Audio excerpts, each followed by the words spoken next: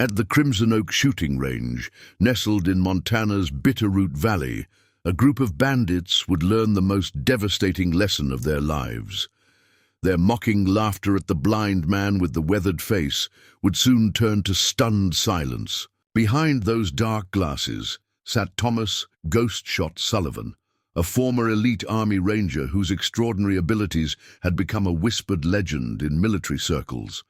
A man who could strike a target at 300 yards, guided by sound alone. Before we jump back in, tell us where you're tuning in from, and if this story touches you, make sure you're subscribed because tomorrow I've saved something extra special for you.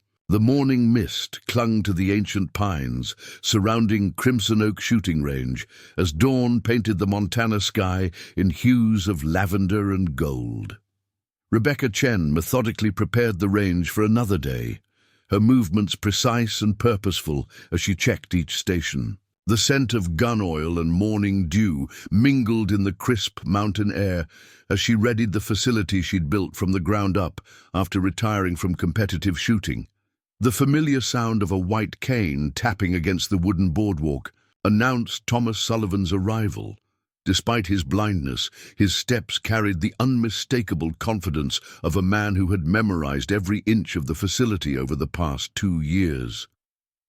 The sun caught his dark glasses as he made his way toward the main building, where the aroma of fresh coffee beckoned. "Morning, Thomas," Rebecca called out, already moving to guide him to his usual spot near the instructor's station. "Katie's just pulled a fresh batch of her famous cinnamon rolls from the oven." Thomas's weathered face creased with a gentle smile, the scars near his temple barely visible beneath the grey hair at his temples. Years of military service showed in his bearing, even in civilian clothes. "Thank you, Rebecca. How's Michael's college applications coming along?" The range gradually came to life as regular members arrived. Sheriff Sarah Martinez nodded respectfully as she passed, while old Jack Thompson from the local gunsmith shop arranged his tools for the day's maintenance work. Each person carried their own story, their own connection to this quiet corner of Montana's wilderness. Katie Chen, Rebecca's younger sister, emerged from the range's cafe kitchen, the smell of freshly baked goods following in her wake. She'd turned the small cafe into a gathering place for the shooting community, serving sustenance and stories to generations of marksmen. Her expression softened at the sight of Thomas, remembering the day 2 years ago when he'd first arrived. A broken man seeking purpose after losing his sight in a classified operation. "The usual, Thomas?" she called out, already reaching for his favorite mug. "Please, Katie," he replied, his voice carrying that quiet authority that made people listen without realizing why. "And perhaps an extra roll today." Outside, Deputy Mark Torres pulled up in his patrol vehicle, his young face serious as he scanned the area. Something had local law enforcement on edge lately, and the usually peaceful Bitterroot Valley had felt the tension. Rebecca refilled Thomas's coffee, noting how his head tilted slightly at the sound of motorcycles in the distance. Most people wouldn't have caught it, but she'd known him long enough to recognize these subtle tells. "Quite a few new faces in the valley lately," Rebecca mentioned casually, watching his response. Thomas's fingers traced the rim of his coffee cup, a habit she'd noticed whenever he was processing information. "Yes," he replied thoughtfully. "The wind brings change sometimes, Rebecca. Not all of it is welcome." The rumble of motorcycles grew louder, then faded as they passed the outskirts of the property. Sheriff Martinez's patrol car rolled past the range slowly, her experienced eyes surveying the grounds. The peace of Crimson Oak felt somehow fragile this morning, like the calm before a storm. Katie approached Thomas's table, her daily ritual unchanged by the growing tension. "These are for you, Thomas," she said, placing a small vase of fresh wildflowers on his table. "Mountain lilies today, they remind me of resilience." Thomas reached out, his fingers gently touching the delicate petals. "Thank you, Katie. They smell like courage." The range's conversation ebbed and flowed around them as regular members discussed local news, shared stories, and exchanged greetings. But beneath this normal morning rhythm ran an undercurrent of tension, subtle but present. Deputy Torres entered the main building, the bell above the door announcing his arrival.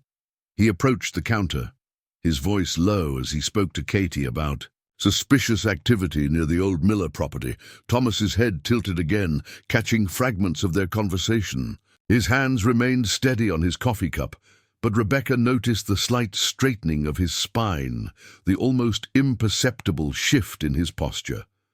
"More coffee, Mr. Sullivan?" Rebecca asked, already knowing his answer.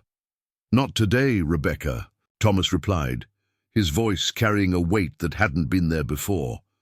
"Something tells me we should all keep our eyes open today." As Thomas made his way toward the door, the morning sun caught his dark glasses, hiding eyes that had once watched over America's most dangerous battlefields. Behind him, the range continued its morning routine, unaware that their peaceful world was about to change forever. The rumble of motorcycles echoed again in the distance, closer now.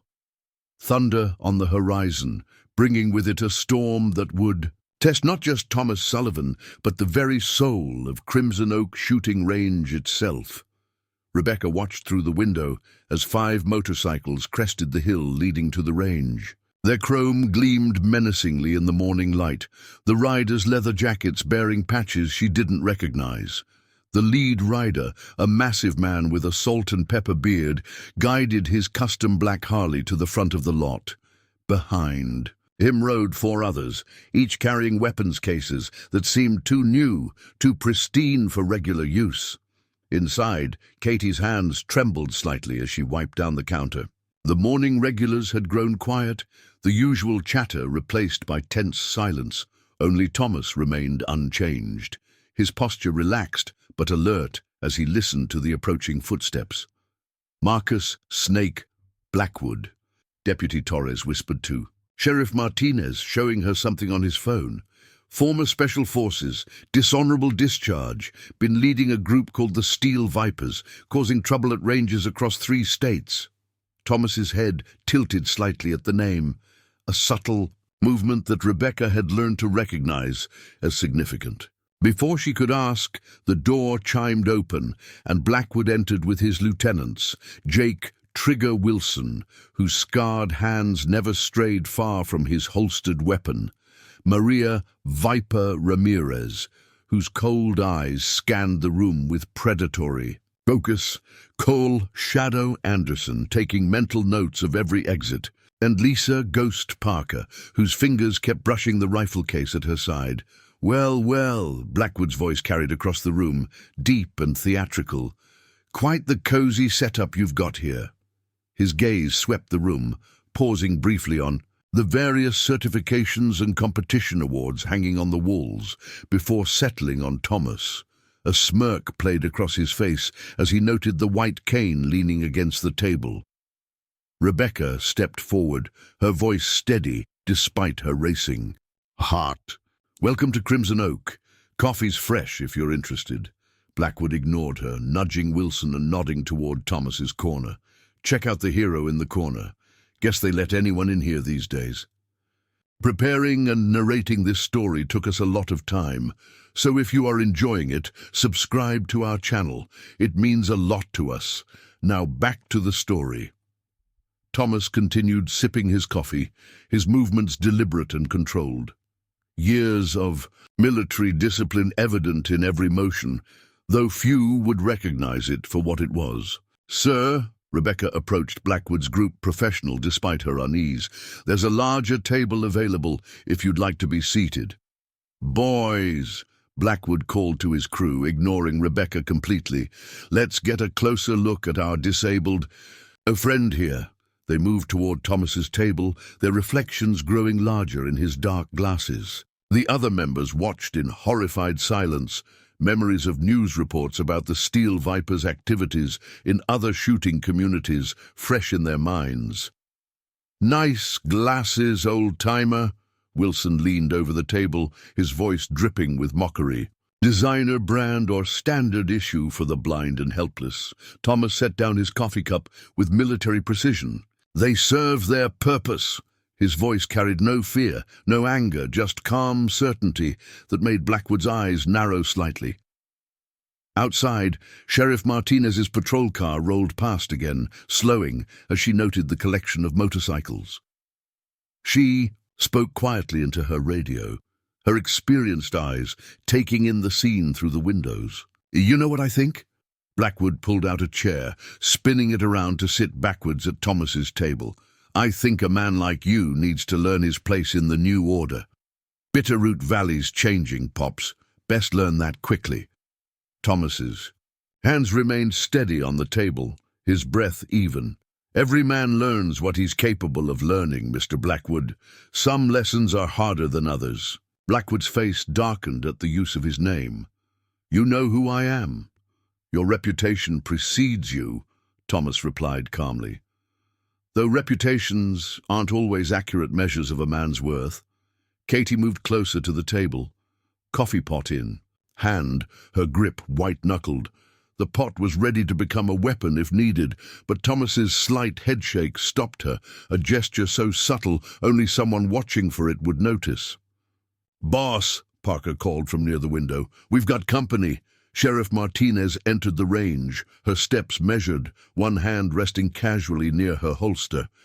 "Gentlemen," she said, "quite a collection of bikes you've got out there. Hope you're not planning an extended stay in Bitterroot Valley." Blackwood stood slowly, his leather jacket creaking. "Just passing through, Sheriff, getting to know the locals." His gaze lingered on Thomas. "Some are more interesting than others." "Then I suggest you pass through quickly." Martinez's voice carried the weight of authority backed by law. "Bitterroot Valley is a peaceful community. We'd like to keep it that way." The tension stretched like a wire about to snap. Then Blackwood laughed, the sound lacking any real humor. "Of course, Sheriff. We respect the law." He turned to his crew. "Come on, boys. Plenty of time to get acquainted with our new friends." As the steel vipers filed out, Blackwood paused at Thomas's table. "We'll talk again soon, old-timer." "Count on it." The bell chimed as they left, the sound of motorcycles growing louder, then fading as they rode away. The range remained eerily silent for several long moments, the morning peace shattered like fine china. "Thomas," Katie approached, her voice shaking slightly, "are you all right?" "Fine, Katie." He reached for his coffee cup, his movement still perfectly controlled, though something in his bearing had changed, become more alert, more focused. "Though I believe Bitterroot Valley is about to experience some interesting times." Sheriff Martinez watched the motorcycles disappear down the mountain road, her face grim.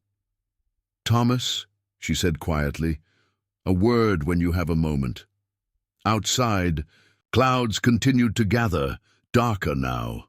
The thunder that rolled across Bitterroot Valley was real this time, nature's own warning of the storm to come. But in the Crimson Oak shooting range, as Rebecca watched Thomas's calm demeanor and steady hands, she couldn't help but wonder if the Steel Vipers had just made their first serious mistake. The afternoon sun struggled through heavy clouds as Sheriff Martinez's patrol car wound its way up Pine Ridge Road to Thomas Sullivan's cabin. The rustic structure stood like a sentinel overlooking Bitterroot Valley, its weathered wood and stone chimneys speaking of an older time. Thomas sat on the covered porch in his handcrafted rocking chair, facing the approaching vehicle as if he could see it perfectly. "You knew I was coming," Martinez remarked, climbing the worn steps. "Your cruiser has a distinct sound," Thomas replied, gesturing to a nearby chair. "The timing belt needs adjustment, Sarah. That whine in the engine's getting worse." The sheriff settled into the offered seat, her uniform crisp despite the late hour. "Those weren't ordinary troublemakers this morning, Thomas. My contacts in state police say the Steel Vipers have taken over 4 shooting ranges in the last 8 months. They're using the guise of legitimate shooting competitions to move in, then establishing control through intimidation and violence. At the local gunsmith shop, old Jack Thompson worked with trembling hands as Jake Wilson and Cole Anderson examined his inventory. "Nice collection you've got here," Wilson commented, deliberately mishandling a precision rifle. "Shame, if anything, happened to it." Back at the cabin, Martinez leaned forward, her voice low. "I'm worried about what happens when they discover who you really are.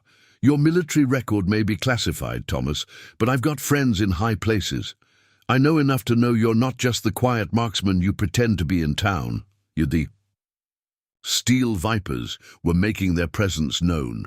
Maria Ramirez and Lisa Parker walked into Katie's cafe section of the range, their leather vests and heavy boots incongruous among the homey decor. "Sweet little place you've got here," Ramirez commented, deliberately knocking over a display of local honey. "Shame if anything happened to it." At the VA clinic, Dr. Hannah Reynolds reviewed Thomas's file, her concern evident as she spoke on the phone. "Yes, I understand the confidentiality issues, but if the Steel Vipers are targeting him, I know his history. I treated him after Kandahar." Thomas's satellite phone rang, the specialized system announcing Claire Sullivan before. He answered. "Dad," his daughter's voice carried worry across the miles from her research position at Walter Reed. "I just heard about the Vipers. Maybe you should come stay with me in Maryland for a while." "This is my home, sweetheart," Thomas replied, his voice gentle but firm. "Running isn't the answer." At the sheriff's office, Deputy Torres burst into Martinez's office, clutching a stack of papers. "Sheriff, you need to see this. State police reports on the Steel Vipers. They're not just another gang of thugs. They've got Olympic-level shooters, military-grade equipment, and organized structure. Blackwood himself was Delta Force before his discharge." Evening settled over Bitterroot Valley like a heavy blanket. Katie wiped down the ranger's counters after closing, the routine familiar but somehow ominous in the empty building. The bell chimed, making her freeze. "We're closed," she called out, turning to find Maria Ramirez and Cole Anderson standing in her cafe. "Just wanting to discuss business opportunities," Anderson smiled, but it didn't reach his eyes. "Protection services, you might say. These days, small businesses need all the help they can get." Across the valley, Thomas sat in his darkened living room, phone in hand. The number he contemplated calling hadn't been used in years. Behind him, displayed in a shadow box he never saw, but always knew was there, hung medals that told only part of his story. Sheriff Martinez's patrol car rolled past the range just as the Vipers were leaving. Katie's hands shook as she locked up, her mind made up. Tomorrow she'd tell Thomas everything. But Thomas already knew. He'd heard the entire exchange through the phone line he'd never hung up after their earlier call. In the Steel Vipers' temporary camp at the old Miller Ranch, Blackwood studied photos of local businesses marking potential targets. But his focus kept returning to the image of Thomas Sullivan. Something about the blind marksman nagged at his instincts, like a warning he couldn't quite hear. Dr. Reynolds worked late at the VA clinic, pulling more files, making more calls. Her computer screen displayed a heavily redacted mission report from Kandahar. Only one line was fully visible. Captain Sullivan's actions during the incident remained classified at the highest levels.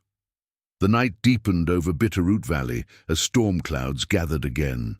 In his cabin, Thomas moved through familiar rooms. With perfect precision, his fingers brushing past his old competition rifle, the one he'd modified after losing his sight. One drawer contained a phone number and a promise made years ago in a place few would understand.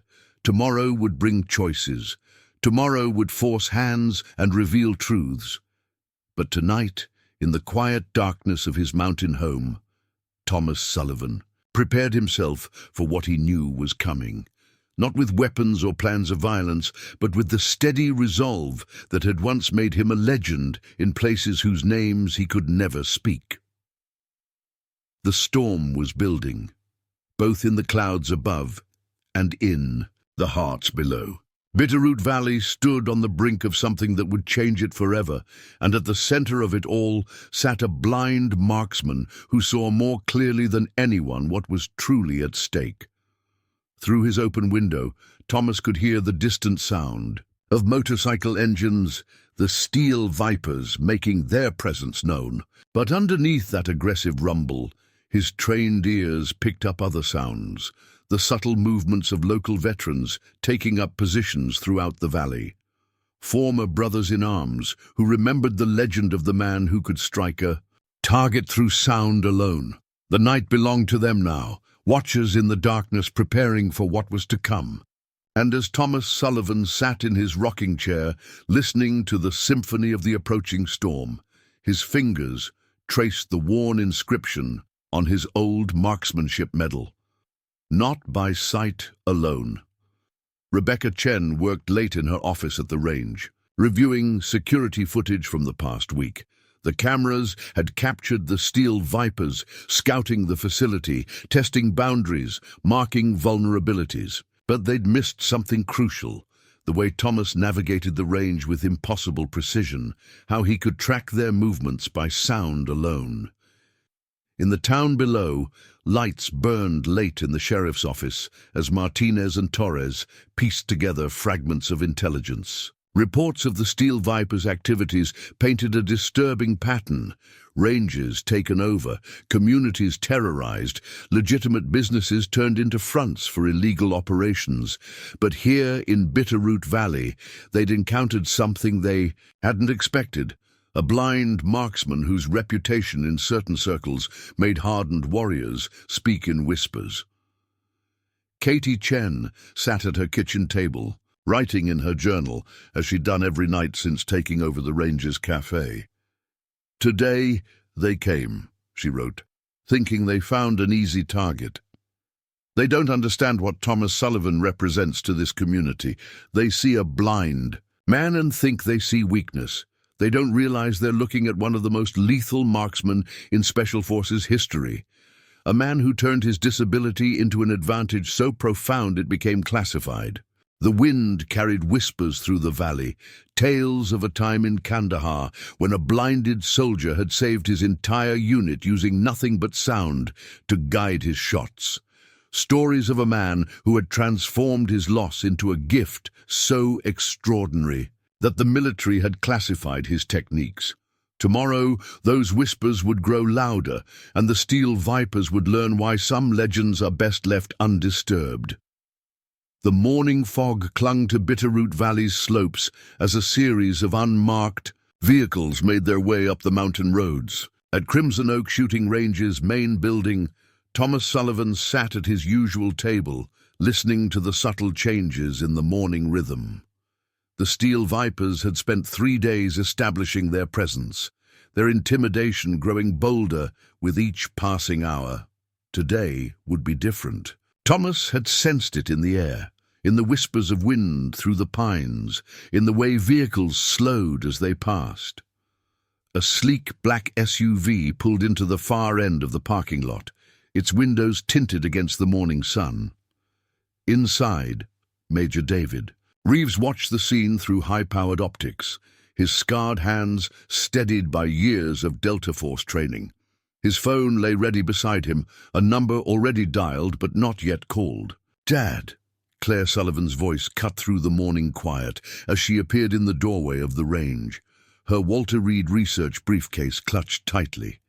She hadn't told Thomas she was coming and hadn't wanted him to talk her out of it. Her expertise in acoustic physics had taken on new significance now. The same principles she studied in her lab had helped her father develop his extraordinary method of sound-based marksmanship. Blackwood sat on his motorcycle across the street, watching the blind marksman's daughter arrive. 3 days of digging had yielded nothing but questions. No social media presence, no easily accessible military records, just whispered rumors about a man who could hit targets through sound alone. The fog swirled around him as he gunned his engine, the sound deliberately aggressive. Right on schedule, Blackwood muttered to Wilson beside him. Like clockwork. Man's got military discipline written all over him. Inside the range, Rebecca's hands shook slightly as she arranged Thomas's morning coffee. The bell chimed as 5 steel vipers followed Claire inside, but the usual morning greeting died in her throat. Katie watched from behind the counter, her fear warring with determination. "Quite an escort you've got today," she called, her voice steady despite her fear. Thomas sat at his usual corner table, his movements unchanged by the viper's presence. Blackwood pulled up a chair backwards at Thomas's table, his leather vest creaking. "Been doing some asking around about you, old-timer," Blackwood drawled.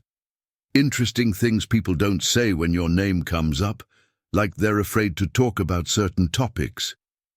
"Most people talk too much anyway," Thomas replied, his hands finding his coffee cup with practiced ease. "Present company included." The door chimed again as Dr. Reynolds entered, her white coat pristine in the dim range light. She faltered for just a moment at the scene before her, then moved purposefully toward Thomas's table. Blackwood's hand shot out, blocking her path. "Doctors making house calls now?" he sneered, reading her name tag. "How touching. VA business," Dr. Reynolds replied firmly, protected by federal law. "I suggest you move your hand." Outside, more unmarked vehicles arrived, parking strategically around the range's perimeter. From each one emerged men and women who moved with unmistakable military precision, former Special Forces operators who remembered the legend of Thomas Sullivan, the man who had saved their lives in Kandahar using nothing but sound and a modified rifle. "Your success rates are impossible," Jake Wilson challenged, his voice carrying a note of desperate denial. "No blind man could hit targets like they say you can." "Impossible is just another word for untested," Thomas replied quietly, his head tilting slightly as he tracked the positions of every person in the room by sound alone. At the sheriff's office, Deputy Torres burst in with a manila envelope. "Sheriff, you need to see this. Just came in from military contacts. Blackwood's discharge wasn't just dishonorable. It was after an operation in Kandahar went bad. Same place, same time Sullivan was stationed." Through the ranger's windows, they could see more vehicles arriving. Not just law enforcement now, but specialists in acoustic physics, military trainers, and former students of Thomas's unique method of sound-based marksmanship. The steel vipers found themselves surrounded not by enemies, but by living proof of what they refused to believe possible. "Tell me something, Mr. Blackwood," Thomas spoke softly, his voice carrying that quiet authority that made everyone in the range lean in slightly. "How long has it been since Kandahar, since you watched a blind marksman save your entire unit using nothing but sound?" Blackwood's face went white, then red with fury.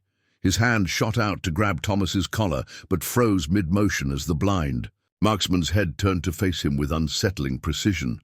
"The same way I know Wilson just adjusted his holster by the counter," Thomas continued calmly.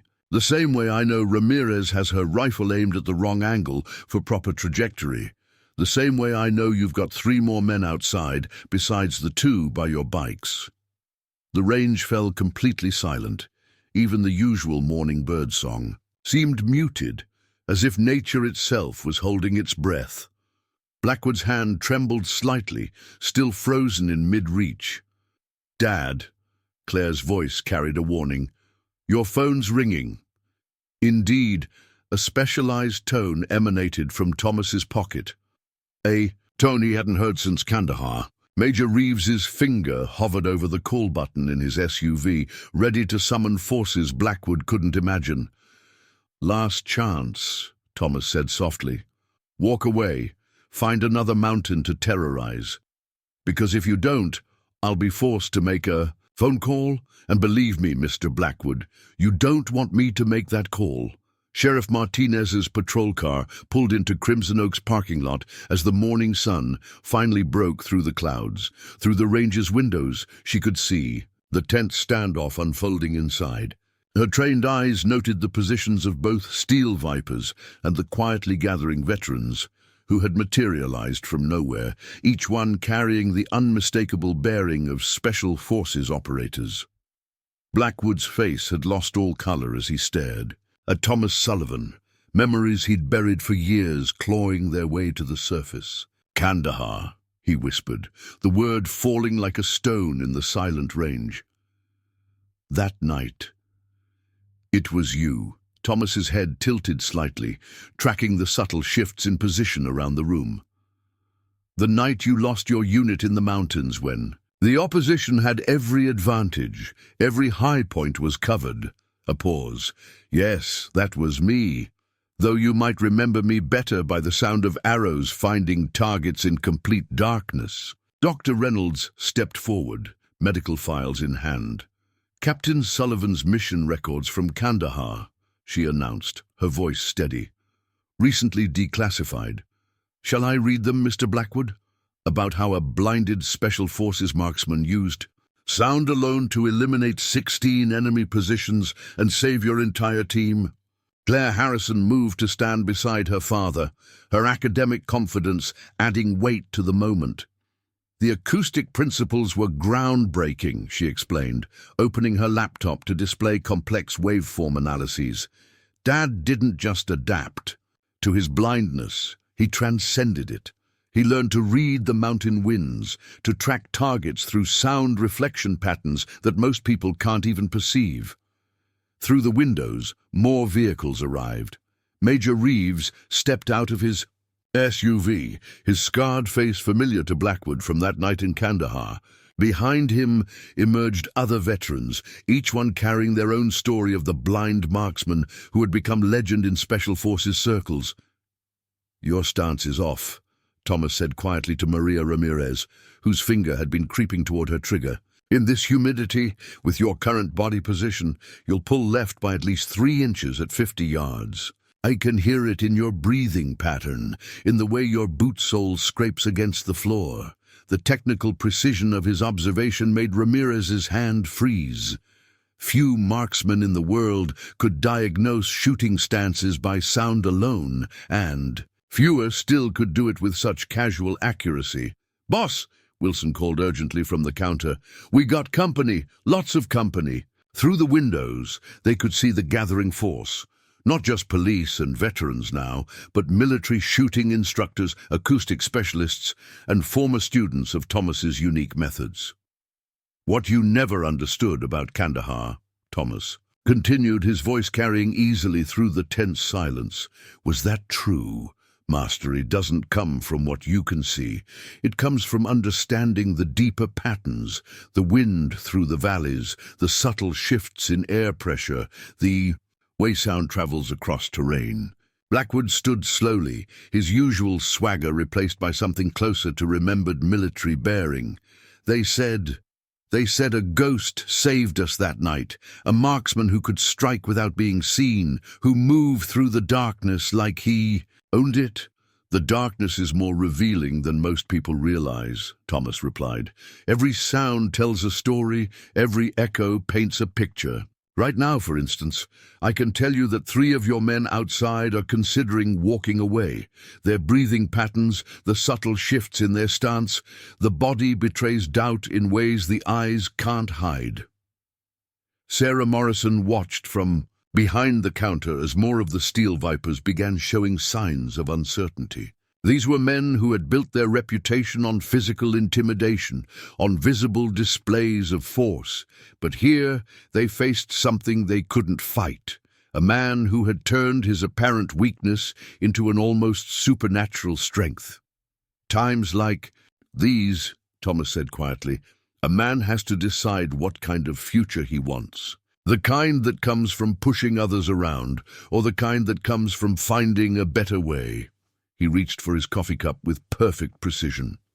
"You can feel it, can't you? The change in air pressure as more vehicles arrive, the subtle variations in acoustic reflection as the range fills with people who remember Kandahar. Sheriff Martinez had positioned her deputies strategically around the building, but she held them back, sensing that this confrontation would be resolved by something more powerful than force. She watched as Blackwood's remaining men shifted, uncomfortably, their confidence eroding in the face of Thomas's calm certainty. "The rifle you're reaching for," Thomas said to Cole Anderson, who had been slowly moving toward his weapon case, "has a hairline crack in the stock. I can hear the stress harmonics when you move. Fire it, and you risk a catastrophic failure." The technical precision of these observations, delivered with such casual confidence, was having a devastating effect on the Viper's morale. These were men who prided themselves on their marksmanship skills, who had used their expertise to intimidate others. But here they faced a man who could diagnose their equipment flaws by sound alone. "Dad," Claire said softly, her scientific mind processing the subtle changes in the room's dynamics. "They're starting to understand." Indeed, the Steel Vipers were experiencing something few of them had ever encountered, the realization that all their visible strength meant nothing against a man who had transcended the need for sight. Thomas Sullivan hadn't just adapted to his blindness, he had evolved beyond it, developing abilities that seemed to border on the supernatural. The morning sun now streamed fully through the range's windows, illuminating a scene that would be remembered in Bitterroot Valley's history, the moment when true mastery faced down mere intimidation, when deeper understanding confronted brute force. The war for the valley's soul was entering a new phase, and Thomas Sullivan sat calmly at its center, seeing more clearly than anyone what was truly at stake. "Your choice isn't between fighting and surrendering," Thomas continued, his voice carrying that quiet authority that had guided so many through darkness. "It's between clinging to old ways of thinking and discovering what you're truly capable of. The same skills that once made you a respected operator, Mr. Blackwood, could be used for something better than terrorizing small communities." Through the windows, they could see Major Reeves coordinating with local law enforcement, ensuring that every exit was covered. But the real battle wasn't being fought with tactical positions or show of force. It was being waged in the minds of men who were beginning to question everything they thought they knew about strength and capability. "In Kandahar," Thomas said, his words cutting through the tension like a precision shot, "you learned that sometimes the greatest threats come from what you can't see. Today, you're learning that sometimes the greatest strength comes from what others mistake for weakness." The Steel Viper's reputation for intimidation was crumbling in the face of something they had never encountered before. A power that didn't rely on visible shows of force, a mastery that transcended ordinary human limitations. In that moment, as the morning sun illuminated the gathering of forces both seen and unseen, the true nature of strength was being redefined in ways that would echo far beyond Bitterroot Valley. The afternoon sun cast precise shadows across Crimson Oak's shooting lanes as Lisa Ghost Parker paced the floor of an abandoned hunting cabin 10 miles outside town. Around her, a dozen hardline Steel Vipers seethed with anger and betrayal, their leather vests gleaming in the dim light. The patches on their jackets marked them as the ones who'd rejected the morning's revelation, who'd chosen to double down on intimidation rather than accept the truth about Thomas Sullivan. "Blackwood's lost his edge," Parker snarled, throwing a burner phone onto a makeshift table. "Standing there, letting some blind man make fools of us. The Marcus Blackwood I knew would have put him in his place." At Crimson Oak, the morning's tension had transformed into something different. Through the ranger's windows, they could see Jake Wilson, now separated from his crew, achieving accuracy that would have seemed impossible a few hours ago. His eyes were closed, his breathing controlled, as he followed Thomas's instructions about reading the wind through sound alone. The resistance is growing, Major Reeves reported to Sheriff Martinez as they watched another group of Vipers arrive, not with hostility, but with cautious curiosity. Parker's gathered the hardcore members at Miller's old hunting cabin. They're talking about making examples of the traitors who've shown interest in Sullivan's methods. Dr. Reynolds worked in her office, documenting the remarkable shift in those Vipers who'd chosen to stay. The transformation isn't just in their shooting, she explained to Claire Sullivan, who was analyzing acoustic data from the morning's confrontation. Their entire approach to marksmanship is changing. They're learning to listen not just to their environment, but to themselves. A motorcycle's roar shattered the afternoon quiet as Maria Ramirez arrived at the range, her face tight with tension. Parker's crew vandalized the gun shop last night, she reported to Thomas. They're calling us weak, saying we've betrayed everything the Steel Vipers stand for. Thomas continued instructing Wilson and the others who'd stayed, his acute hearing tracking the subtle changes in their shooting patterns. Interesting, he remarked, how some mistake transformation for weakness. They don't understand that true strength often means having the courage to change. Through the windows, they could see Parker's followers circling the range on their motorcycles, taking photos of those training inside. Their engines revved aggressively, trying to disrupt the subtle sound patterns the students were learning to read. But Thomas had anticipated this, incorporating the noise into the day's lesson. Listen beyond the obvious, he instructed his group. The motorcycle noise is just another layer of sound, another pattern to read and understand. In Kandahar, I learned to track targets through artillery fire. This is no different. Blackwood worked with a new group of Vipers, his own transformation evident in his teaching style. The morning's revelation had begun to open his ears to the world Thomas perceived. The old way is dying, he told his former crew members, not because it was defeated, but because we found something better. Parker's men grew bolder, approaching the range's perimeter. One of them, a hulking figure known as Iron Mike Kovac, called out to the training group. Look at you all, playing blind man's bluff instead of controlling territory. You're pathetic, but something unexpected happened. Wilson, who a week ago would have responded with violence, simply adjusted his stance and released another round. It found its mark with a precision that made Kovac fall silent. Impressive, Thomas commented, his head tilted slightly. You're beginning to understand. The bullet doesn't care about threats or intimidation. It follows the laws of physics, the patterns of sound and air that exist beyond human drama. Claire's monitoring equipment captured the entire sequence, showing how Wilson had actually used the motorcycle noise to enhance his acoustic mapping of the target. The data is remarkable, she told Dr. Reynolds.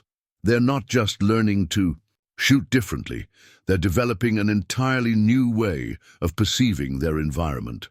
At the hunting cabin, Parker received reports of more defections. 4 more rode out this morning, one of her crew reported. Said they're tired of fighting progress. Said Sullivan's showing them something they've never seen before. Then we'll show them something they'll never forget, Parker replied, her voice hard with determination. Time to remind everyone why the Steel Vipers are feared. Back at the range, Thomas sat with Blackwood during a break, both men aware of the growing tension.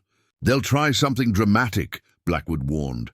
Parker never could accept losing control.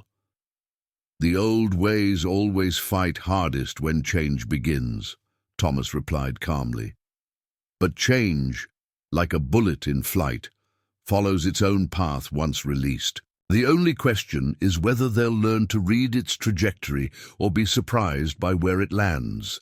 Sheriff Martinez increased patrols around the range, but both she and Thomas knew that force alone wouldn't resolve this conflict. This was a battle for the soul of the Steel Vipers, fought not with weapons, but with ideas, not with violence, but with the power of transformation. In the gun shop, Old Jack Thompson watched with amazement as Wilson helped him repair the damage from the previous night's vandalism. "Never thought I'd see a steel viper fixing things instead of breaking them," he remarked. "Things change," Wilson replied, his voice carrying a new kind of certainty. "This morning, Sullivan showed me how to hear the subtle differences in metal. Stress, when a firing pin wearing down. Said every piece of equipment has its own acoustic signature if you know how to listen. Been working with guns 20 years and I never knew that." As evening approached, the storm clouds grew darker. Through the range's windows, they could see more motorcycles gathering at the valley's edge. Parker's followers preparing for whatever demonstration of force they planned. But inside, the training continued, each student learning to read the deeper patterns of sound that revealed a world beyond sight. "Remember," Thomas told his students as they finished their evening session, "true power isn't in making others fear you.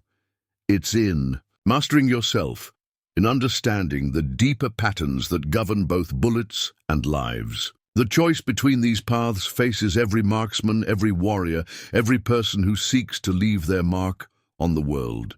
In the growing darkness, Claire analyzed the day's data, her scientific mind processing the implications. "The acoustic patterns don't lie, Dad," she said, showing him the waveform analyses.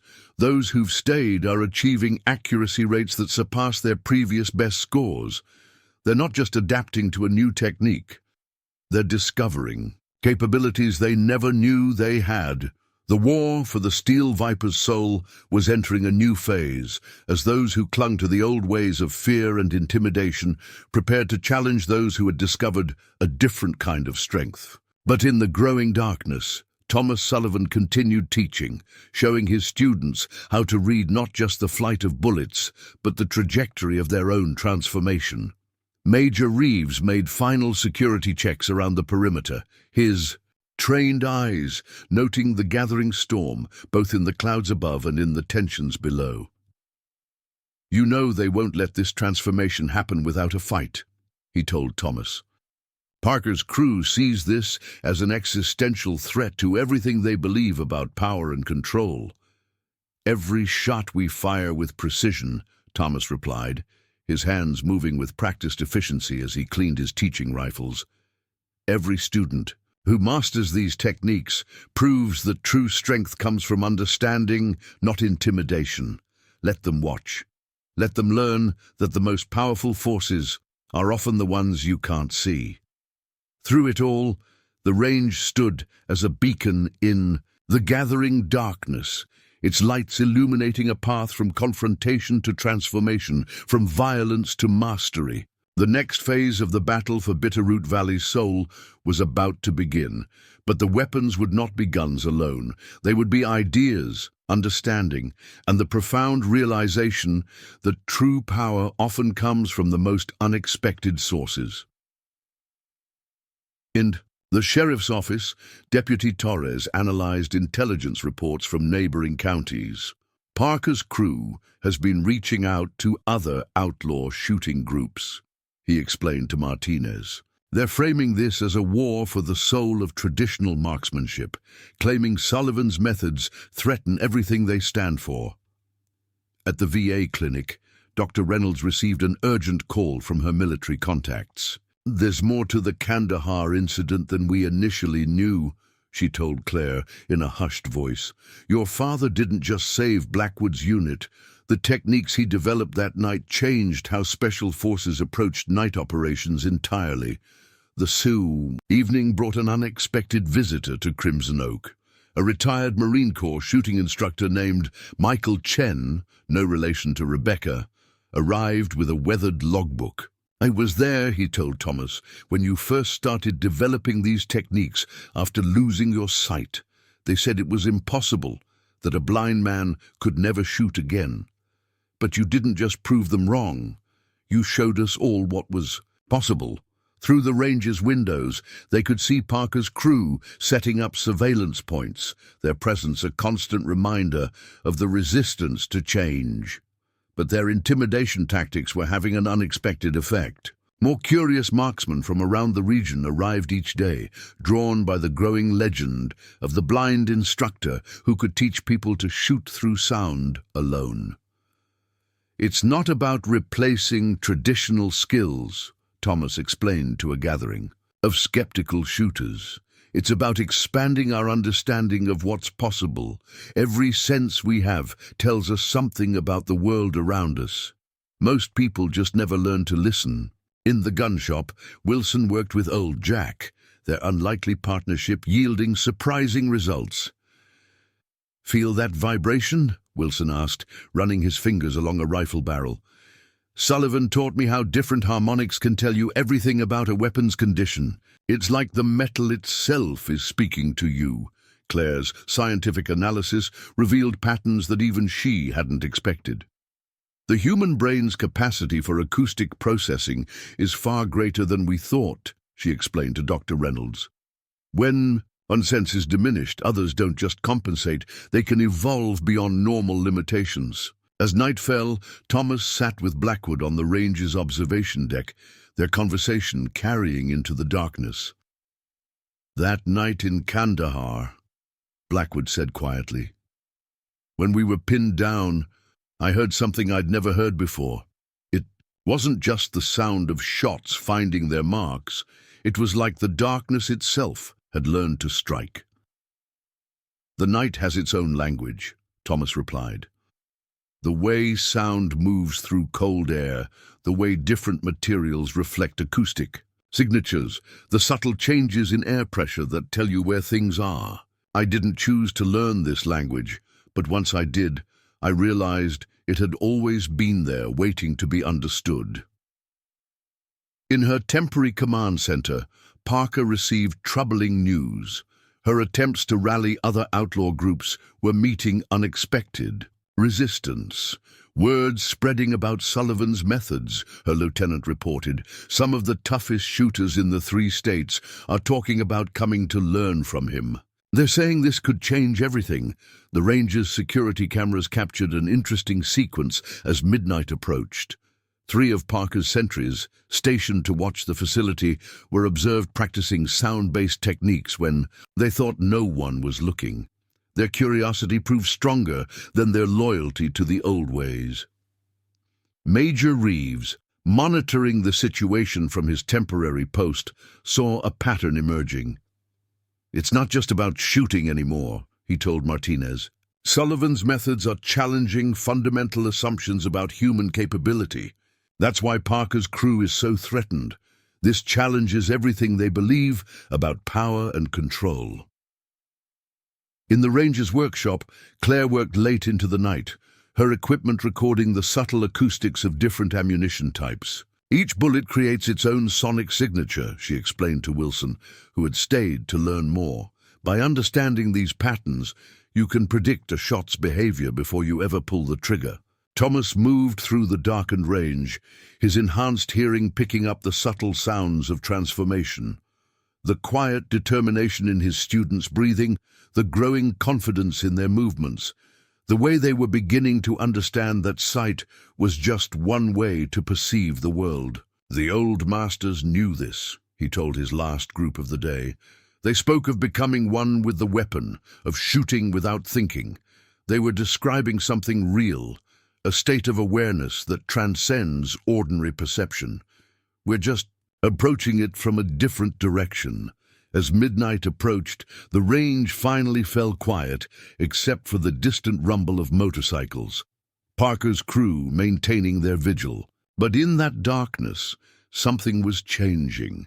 The very nature of power and mastery was being redefined, not through force or fear, but through the profound realization that what appeared to be a limitation could become a gateway to extraordinary capability. Thomas stood at his favorite listening post, tracking the subtle movements of the night. Tomorrow would bring new challenges, new attempts to resist the transformation taking place. But tonight, in the quiet darkness, he could hear the sound of change echoing through Bitterroot Valley, a change that would reshape not just how people approach marksmanship, but how they understood the very nature of human potential. In the makeshift dormitory behind the range, where several former Steel Vipers now stayed to continue their training, Wilson sat cleaning his rifle with a new kind of reverence. "I used to think power came from how many people feared you," he told Blackwood, who was making notes on the day's lessons. "Now I understand that real power comes from mastering something most people think is impossible." Dr. Reynolds had set up a temporary research station in one of the range's spare offices, her walls covered with brain scan imagery. "The neuroplasticity implications are extraordinary," she explained to a visiting neurologist. "Sullivan's students aren't just learning new skills. Their brains are literally rewiring themselves to process acoustic information in ways we previously thought impossible." At the local diner, Katie overheard fragments of conversation that revealed how deeply Sullivan's influence was spreading. Grizzled hunting guides discussed sound-reading techniques for tracking game. Search and rescue teams debated the applications for mountain operations. Even the local SWAT team commander had requested a private consultation.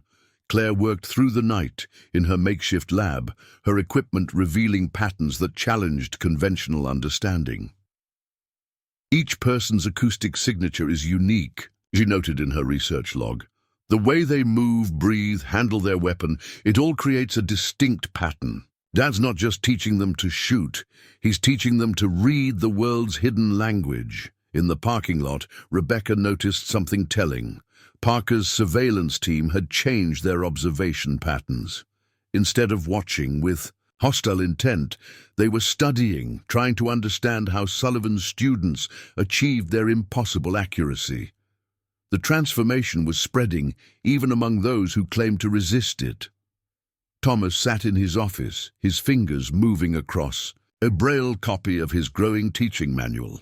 "Every environment has its own acoustic signature," he dictated while Claire recorded. "The key is learning to distinguish the layers, wind over metal, breath against wood, the subtle resonance of tension in a trigger spring. These aren't just sounds. They're pieces of a puzzle that creates a complete picture of reality." Sheriff Martinez reviewed security footage with Major Reeves, noting how the atmosphere around the range had shifted. The aggressive posturing of the Steel Vipers had given way to something else, a focused intensity that reminded her of doctoral students pursuing breakthrough research.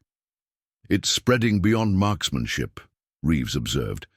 "Yesterday I watched a blind teenager navigate our entire obstacle course using Sullivan's echolocation techniques. His mother was in tears, said he'd never moved so confidently before. In her hunting cabin command post, Parker faced growing dissent. Her lieutenants reported that even their most loyal followers were asking questions about Sullivan's methods. The very skills that had made the Steel Vipers feared, their precision shooting, their tactical awareness, were being redefined by a man who had turned blindness into an advantage. The night deepened, but Crimson Oak remained alive with activity. In the indoor range, several students practiced in complete darkness, learning to trust their ears over their eyes. The rhythmic sound of their breathing, the subtle adjustments in their stances, the precise moment of each trigger pull, all guided by sound alone. "The military applications are just the beginning," Claire told Dr. Reynolds as they reviewed the day's data.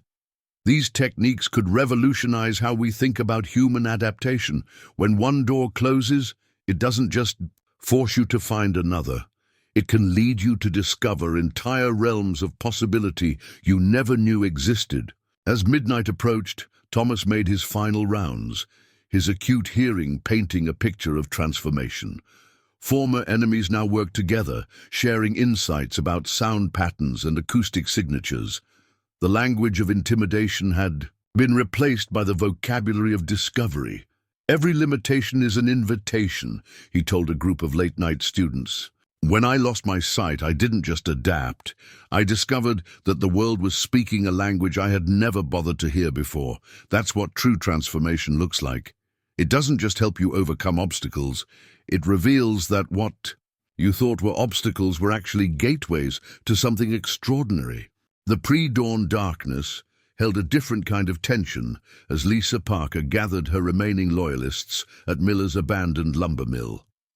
30 hardened steel vipers, their leather vests adorned with new patches declaring true vipers, prepared for what Parker called a restoration of order. The mill's rusted equipment cast ominous shadows in the glow of motorcycle headlights. "Sullivan's turned our own people soft," Parker addressed her crew, her voice tight with controlled fury. "But today we remind everyone why the Steel Vipers earned their reputation. We're not just going to shut down his little school, we're going to erase everything he's built."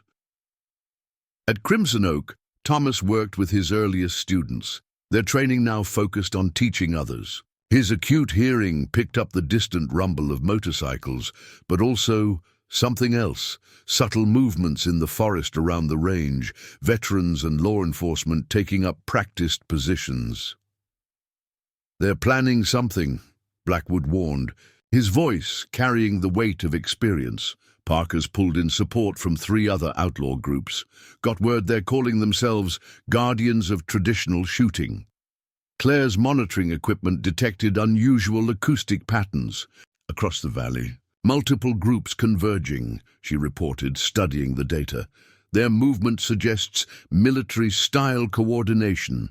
These aren't just angry bikers anymore." In the ranger's office, Dr. Reynolds reviewed urgent messages from her military contacts. "Parker's crew has acquired military-grade equipment," she informed Sheriff Martinez. "Someone's backing them with serious resources.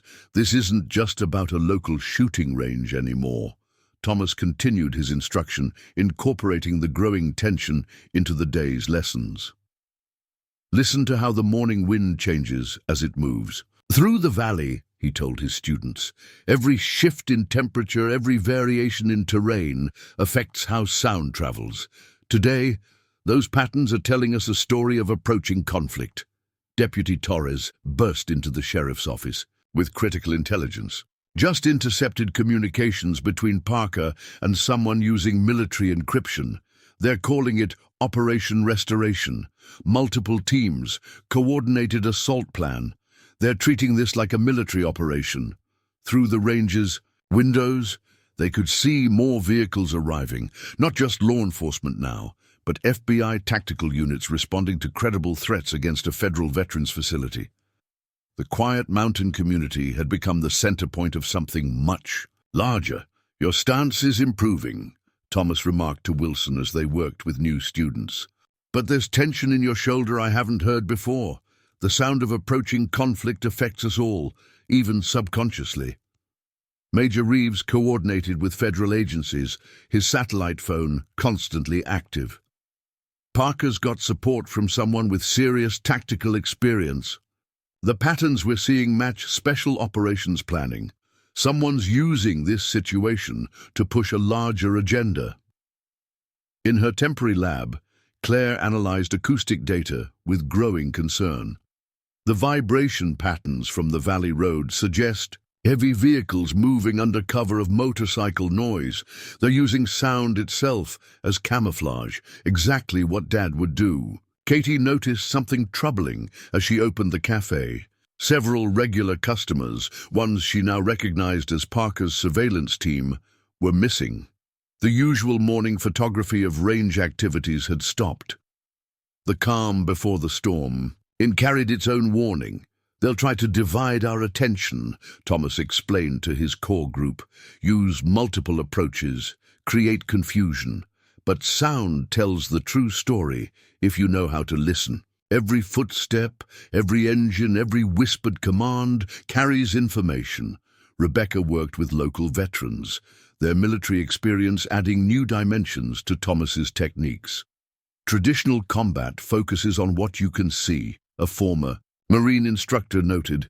"Sullivan's methods reveal an entire tactical landscape that most people never notice." The morning sun finally created the mountains, revealing an unsettling scene. Parker's forces had established positions around the valley, their presence marked by the occasional glint of metal or distant motorcycle rumble. But Thomas's students, continued their practice, their shooting now carrying a new purpose. Interesting choice of positions, Thomas remarked, his head tilting slightly. They think they're using terrain to mask their movement, but each ridge, each valley creates distinct acoustic signatures. They're actually making themselves more visible to those who know how to listen.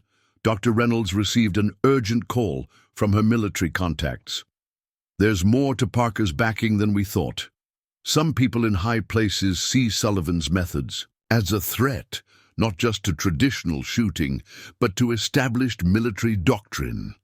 They're using this situation to discredit everything he's developed. Claire's acoustic monitoring revealed a pattern that her father had already sensed. They're creating deliberate sound distraction, she explained to Major Reeves. Multiple noise sources to mask their true movements, but they don't realize that adds more acoustic information, not less. Sheriff Martinez established a command center in the range's conference room, coordinating with state and federal agencies. Parker's people are the visible threat, she briefed her deputies. But we're dealing with something bigger, a coordinated attempt to shut down Sullivan's program before it can spread further. Thomas worked with his advanced students, using the growing tension as a teaching opportunity. Feel how the morning air carries sound differently as it warms, he instructed. Those changes tell us about movement in the valley, about positions and preparations.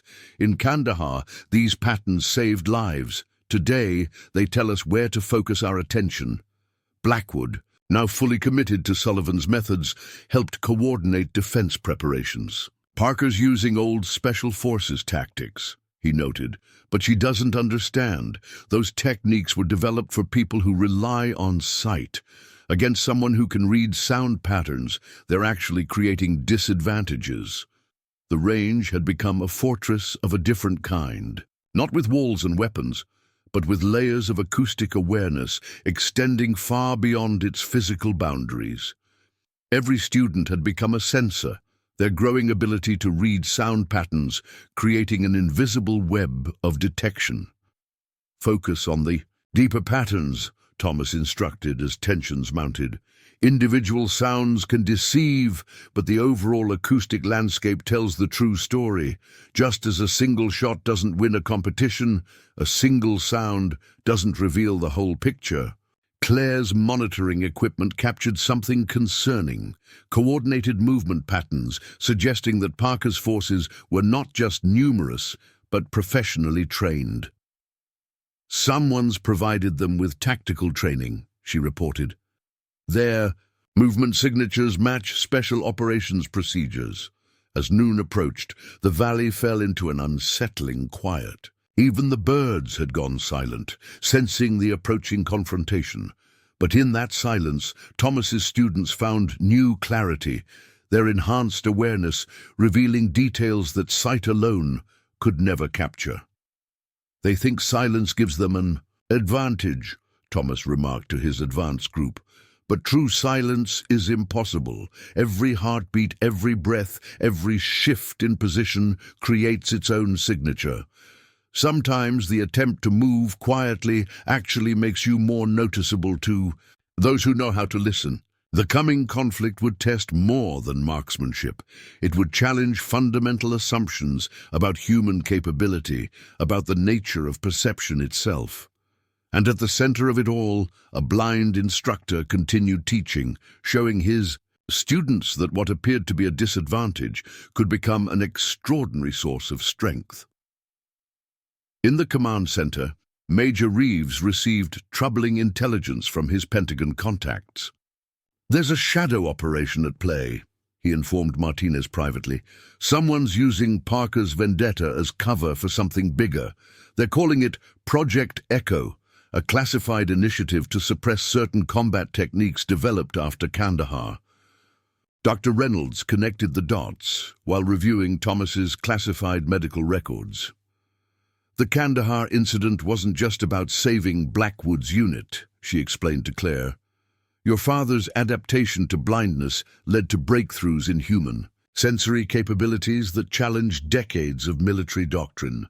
Some people found that threatening Wilson, manning an observation post, detected something his newly trained ears found disturbing. "The motorcycle patrols have changed their patterns," he reported. "They're not just watching anymore. They're creating deliberate sound screens, moving in ways that mask other movements behind them." Thomas worked with a group of advanced students on the range's western edge, using the mounting tension as a teaching tool. "Notice how the wind carries different information at different heights," he instructed. "Ground-level sounds tell one story, while echoes from the ridgeline tell another. Learn to read these layers, and no one can move unseen or unheard."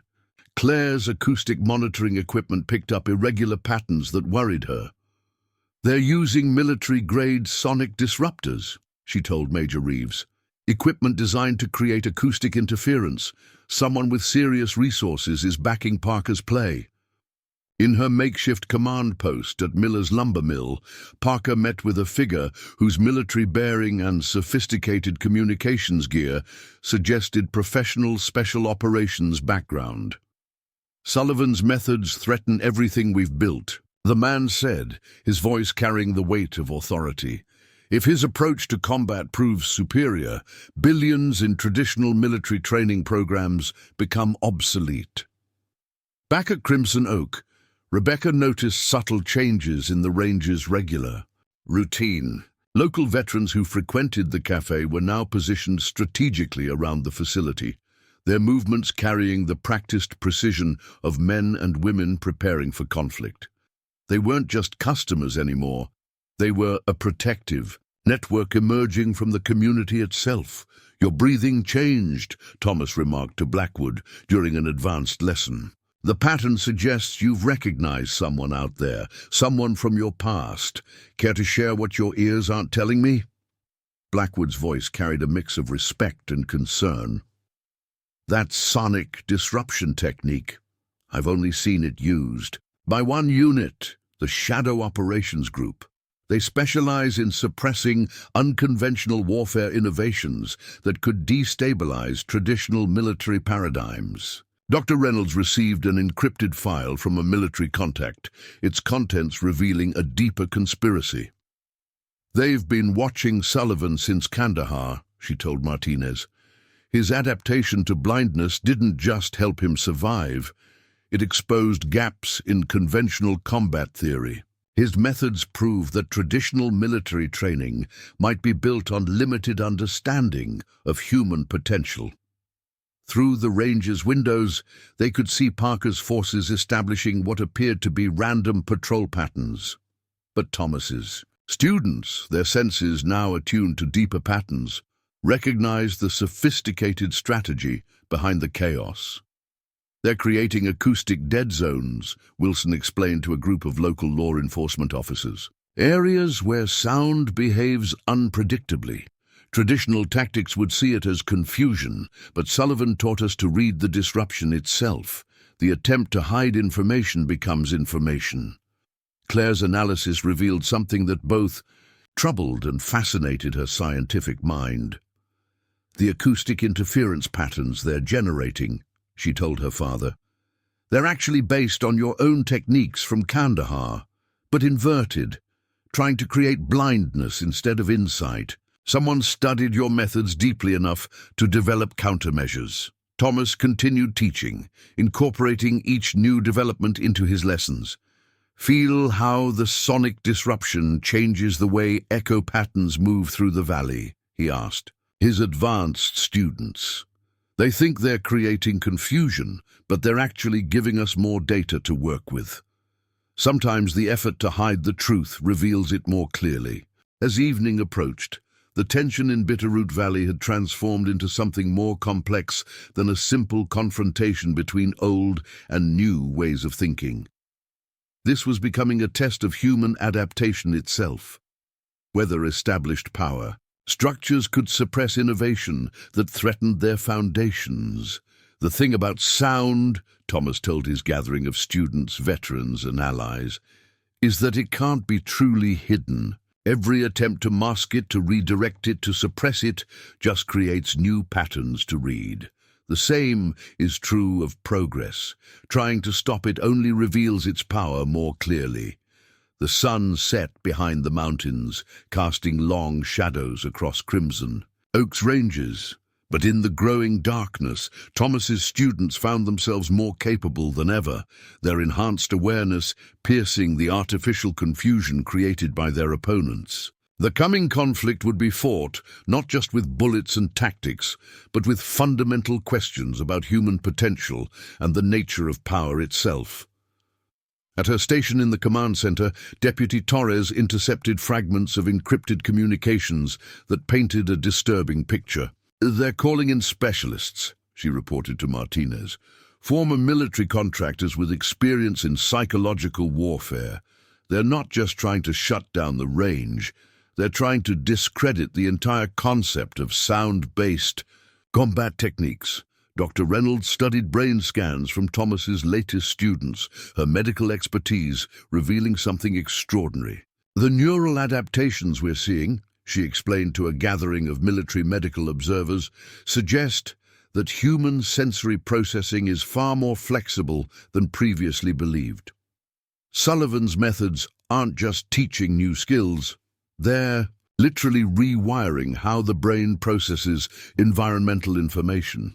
In the range's advanced training area, Thomas worked with a select group of students who showed particular aptitude for the subtler aspects of sound interpretation. "Listen to the way Parker's sonic disruption creates interference patterns," he instructed. "Each layer of artificial noise adds its own signature. They're actually giving us more information, not less, like trying to hide a candle by surrounding it with mirrors." Blair's monitoring equipment detected a sophisticated pattern in the enemy's deployment. "They're establishing a multi-layered acoustic barrier," she noted, studying the data streams. "But look at these harmonic resonances. They're using military-grade sound projection technology. This goes way beyond Parker's resources." Blackwood, positioned at an observation post with Wilson, recognized something that sent a chill down his spine. "That movement pattern in Sector 3, he whispered. "I've only seen that once before, in a classified operation involving experimental combat techniques. Someone's treating this like a Black Ops test scenario." Katie, serving coffee to a group of veterans who'd arrived to support the range, overheard fragments of conversation that revealed how far the situation had escalated. These weren't just former soldiers. They were specialists in unconventional warfare, drawn by rumors that Sullivan's methods could revolutionize combat training. "The traditional military-industrial complex has billions invested in conventional combat training," one veteran explained quietly. "Sullivan's techniques threaten that entire paradigm. If a blind man can outperform specially trained operators by using sound alone, what does that say about current military doctrine?" Thomas continued his instruction, each lesson now carrying deeper significance. "Feel how the evening air changes the acoustic landscape," he told his advanced students. "Temperature variations create layers in the atmosphere, each one affecting how sound travels. Our opponents think they're using this to their advantage, but they're actually giving us a more detailed picture of their movements." In her temporary quarters, Dr. Reynolds received an encrypted message from a military contact that shed new light on the situation. "Project Echo isn't just about suppressing Sullivan's methods," she told Claire privately. "They're afraid these techniques could democratize advanced combat capabilities, make it possible for anyone, regardless of physical limitations, to develop extraordinary tactical awareness." The night deepened, but Crimson Oak remained alive with activity. In the indoor range, Thomas's students practiced in complete darkness, their enhanced acoustic awareness allowing them to detect and engage targets with uncanny precision. The sound of their successful shots carried a message that transcended the immediate conflict. Human potential couldn't be suppressed by force or policy. "Notice how they're trying to mask their preparations," Thomas remarked to his inner circle. The sonic disruption, the coordinated movements, the attempt to create acoustic dead zones. But they're working from an outdated understanding. They think sound is just another sense to be controlled. They haven't grasped that it's a fundamental language of reality itself. Through the range's windows, they could see Parker's forces, establishing what appeared to be random patrol patterns. But to those trained in Sullivan's methods, their movements revealed a sophisticated military operation attempting to hide behind a facade of outlaw biker chaos. The acoustic signatures don't match, Wilson observed during his security rounds. Parker's crew moves one way, but there are underlying patterns that suggest professional military training. They're using the Steel Vipers as cover for something, much more organized. Claire's latest analysis revealed a pattern that both worried and fascinated her. They're not just trying to disrupt our ability to use sound, she explained to Major Reeves.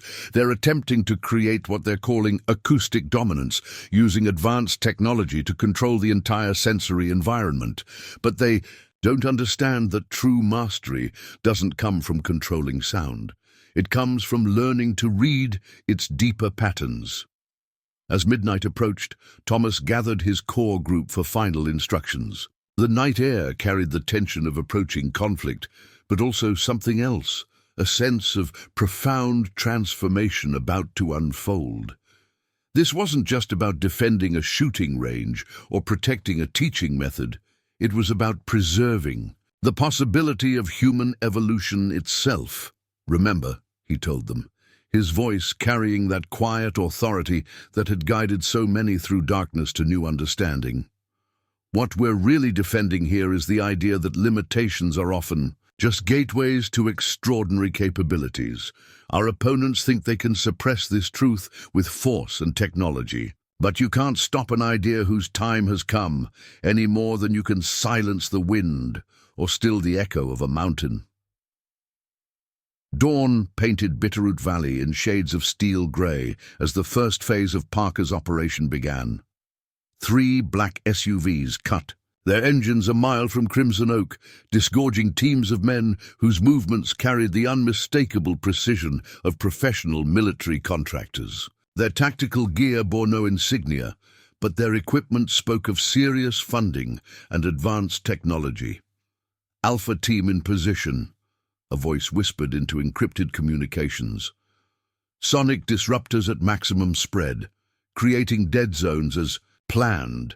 Inside Crimson Oak, Thomas worked with his advanced students, using the emerging threat as a real-time teaching opportunity.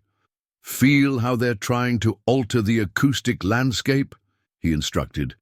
His head tilted slightly. Each disruptor creates a pattern of interference, but together they form a map if you know how to read it. Claire's monitoring equipment captured the sophisticated nature of the assault. They're using experimental military tech, she reported to Major Reeves. Multi-frequency sonic generators designed to create zones of perceptual confusion. But look at these harmonics. They're actually generating new acoustic signatures they don't even realize. Dr. Reynolds studied incoming data with growing concern. These aren't just mercenaries, she told Sheriff Martinez. The equipment signatures match classified Defense Department prototypes. Someone's using this situation to field test next-generation combat systems. Through the range's windows, they could see Parker's Steel Vipers taking up positions that seemed random to untrained eyes. But Thomas's students recognized the sophisticated military doctrine behind their deployment. These weren't just bikers anymore, but pawns in a larger operation. Interesting choice, Thomas remarked, his acute hearing picking up subtleties even the sonic disruptors couldn't mask. They're using the Steel Vipers as a visible threat, while their real operators move under cover of artificial acoustic chaos. Classic misdirection. But sound tells deeper truths than sight alone. Wilson, manning a monitoring station with his newly enhanced acoustic awareness, detected something crucial. "Sir," he called to Thomas, "they're not just disrupting sound, they're trying to replicate your techniques in reverse, using technology to create what you do naturally." In her command post, Parker received instructions from her mysterious military backers. Once the sonic grid is established, the encrypted message read, "We demonstrate that Sullivan's methods can be neutralized by superior technology. The blind man's miracle becomes just another failed experiment." Thomas gathered his core group for rapid adaptation training. "They think technology can replicate what we've learned," he explained, his voice carrying quiet certainty. "But machines can't understand sound the way living consciousness does. They're trying to control something that can only be truly mastered through awareness." Claire's analysis revealed an ironic twist. "Their sonic disruptors," she explained to Blackwood, "are actually based on research into Dad's methods. They studied how he uses sound, tried to technologically reproduce it, but they missed the fundamental principle. It's not about controlling sound, it's about learning its language." Outside, the morning light revealed an unsettling scene. Parker's forces had established what appeared to be a standard paramilitary perimeter, but hidden within their formation were elements of a much more sophisticated operation. Military contractors moved like shadows between the obvious steel viper positions, setting up equipment that represented millions in classified research. "They're creating a technological net," Thomas explained to his students, using the situation as a teaching moment. Each sonic disruptor adds another layer of artificial confusion, but just as a river's course reveals the shape of hidden rocks, their attempts at disruption paint a clear picture if you know how to listen. Dr. Reynolds received urgent communications from her military contacts. "This isn't just about shutting down one range," she reported to the command group. "They're desperate to prove that technology can surpass human adaptive capability. Sullivan's methods represent a threat to billions in military contracts." In the range's advanced training area, Thomas worked with his most promising students, teaching them to read the complex patterns being generated by their opponents. "Feel how each layer of disruption creates its own signature," he instructed. "They think they're building walls of confusion, but they're actually giving us more information to work with." Major Reeves coordinated with loyal military units, his satellite phone constantly active. "We've got confirmation," he told Martinez. "This operation is being run by the Advanced Warfare Development Group. They're testing prototype systems designed to neutralize emergent combat techniques that could render traditional military training obsolete." Through her sophisticated monitoring equipment, Claire detected something that validated her father's teachings. "The more complex they make their disruption patterns," she noted, "the more unique acoustic signatures they create. They're actually making themselves more visible to those who understand the sound's deeper nature." Thomas moved through the range with practiced ease, his enhanced hearing painting a detailed picture of the unfolding operation. "Notice how their technology focuses on controlling sound waves," he told his advanced students.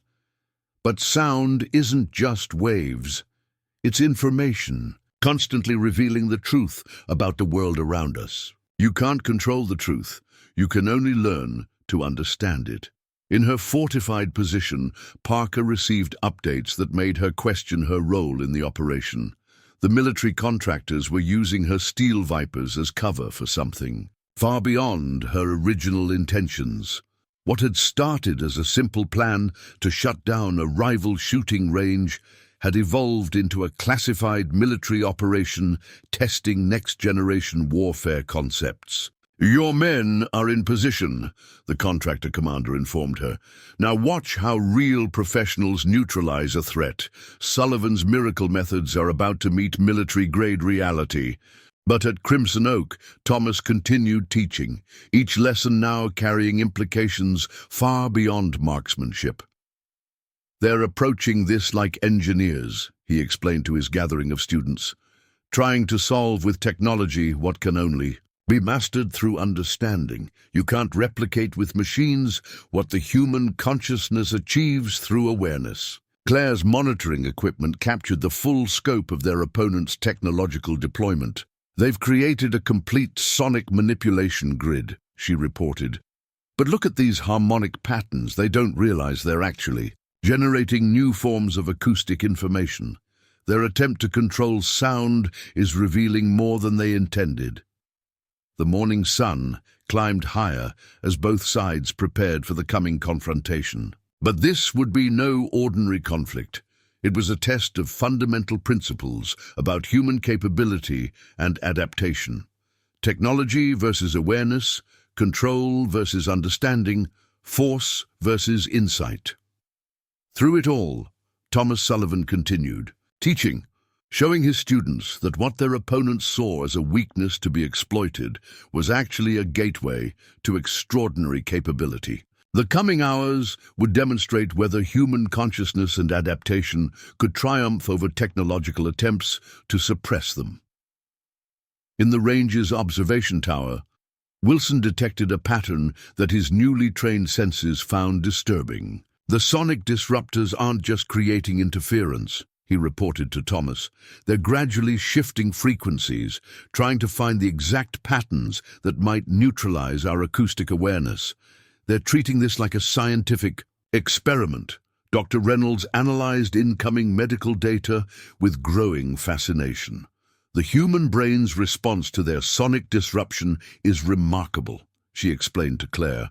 Instead of becoming confused, our students' neural patterns show increased adaptation. Their attempt to suppress these abilities is actually strengthening them. At her temporary command post, Parker received briefings that made her increasingly uneasy. The military contractors weren't just trying to shut down Sullivan's operation, they were methodically documenting every aspect of the confrontation, treating it like a classified research project. Multiple camera systems deployed, a tech specialist reported. Full spectrum monitoring of all acoustic phenomena. Project Echo requires complete documentation of countermeasure effectiveness against emergent perceptual capabilities. Thomas worked with his advanced students near the range's perimeter, teaching them to read the increasingly complex acoustic landscape. Notice how each layer of technological interference creates its own unique signature, he instructed. They're trying to speak sound's language through machines, but they're missing the essential truth. Sound isn't just physics, it's living information. Claire's monitoring equipment revealed something that both worried and fascinated her. The sonic disruption grid they're creating, she told Major Reeves. It's based on classified research into how Dad's brain processes acoustic information. They've been studying him for years, trying to technologically replicate what he does naturally. In the main range building, Blackwood worked with a group of former Steel Vipers who'd chosen to stay and learn. "Remember what Sullivan taught us," he explained as they practiced reading the artificial sound patterns. "Technology can manipulate waves, but it can't understand them. True mastery comes from learning to dance with the chaos, not trying to control it." Deputy Torres intercepted fragments of encrypted communication that painted a disturbing picture. "They're calling this Phase 1, perceptual denial," she reported. "Their plan involves escalating levels of sonic interference, each designed to test the limits of human acoustic adaptation." Through the range's windows, they could see the military contractors establishing what looked like scientific monitoring stations among Parker's more obvious forces. Each position bristled with sophisticated equipment that represented the cutting edge of acoustic warfare technology. "Interesting approach," Thomas remarked, his head tilted slightly as he read the patterns of their deployment. "They're creating concentric rings of sonic interference, each operating at different frequencies. In Kandahar, I learned that such complexity actually provides more information, not less. Every layer adds detail to the acoustic picture." Dr. Reynolds received urgent data from her colleagues at the VA Research Division. "The technology they're using," she explained to Sheriff Martinez, "was developed through secret studies of how blind veterans naturally enhance their other senses. They're trying to weaponize what should have been used for rehabilitation. In the indoor range, Thomas's students practiced under increasingly challenging conditions, each new layer of sonic disruption becoming another teaching opportunity. Feel how the artificial patterns interact with natural sound, he instructed. They think they're creating confusion, but they're actually giving us a more detailed map of their positions and intentions. Claire's analysis revealed a pattern that confirmed her father's teachings. Their sonic grid is incredibly sophisticated, she noted, studying the data streams. But look at these harmonic resonances. Each attempt to mask their presence actually creates unique acoustic signatures. They're writing their own story without realizing it. As noon approached, the tension in Bitterroot Valley had transformed into something unprecedented, a direct confrontation between technological control and human adaptation, between force and understanding, between machines and consciousness. They've invested millions in this technology, Major Reeves explained to the command group, but they're approaching it like engineers trying to control nature, rather than students learning to understand it. That's why they fear Sullivan's methods. He represents a completely different paradigm of human capability. Thomas continued teaching, each lesson now carrying implications far beyond the immediate conflict. Listen to how their sonic disruption creates patterns within patterns, he told his advanced students. They think they're building walls, but they're actually creating doorways. Sometimes the greatest insights come from what others try to hide. The afternoon sun cast harsh shadows across Crimson Oak's ranges as both sides prepared for escalation. But this was more than a tactical confrontation. It was a test of fundamental principles about human potential and the limitations of technological control. In her position among the Steel Vipers, Parker watched the military contractors deploy their final pieces of equipment, each device representing another attempt to technologically suppress what Sullivan had achieved through pure human adaptation. But something about their confidence bothered her. They were treating this like a predetermined experiment, not understanding that they were dealing with something that transcended their mechanical models of reality. Remember, Thomas told his gathering of students as the confrontation approached its next phase. They're trying to use machines to replicate what consciousness achieves naturally. But you can't program understanding. You can't engineer awareness. True mastery comes from learning to dance with reality, not trying to force it into submission. Gaty, working in the Rangers Cafe, noticed something telling in the behavior of the military contractors' support staff. They're setting up monitoring equipment like scientists in a laboratory, she reported to Rebecca, but their hands shake when they adjust their devices. They're afraid, not of us, but of what it means if Sullivan's methods prove superior to their technology. At her monitoring station, Claire detected patterns that revealed the true sophistication of their opponent's operation. The sonic grid isn't just creating interference, she explained to Dr. Reynolds. It's actively analyzing how our students adapt to each new pattern. They're not just trying to shut us down. They're gathering data on human acoustic adaptation itself. Through the range's security cameras, they observed the military contractors establishing what looked like a research perimeter. Each position contained not just sonic disruption equipment, but sophisticated monitoring devices designed to capture every aspect of the confrontation. Project Echo isn't just about suppressing unconventional combat techniques, Major Reeves explained to the command group. It's about proving that technology can control and replicate human adaptive capabilities. If Sullivan's methods succeed, despite their countermeasures, it challenges their entire approach to warfare development. Thomas worked with his advanced students in the indoor range, using the increasing sonic complexity as a teaching tool. Feel how each layer of disruption adds its own texture to the acoustic landscape, he instructed. They think they're creating a wall of white noise, but they're actually composing a symphony of information if you know how to listen. Dr. Reynolds received urgent communications from her research colleagues.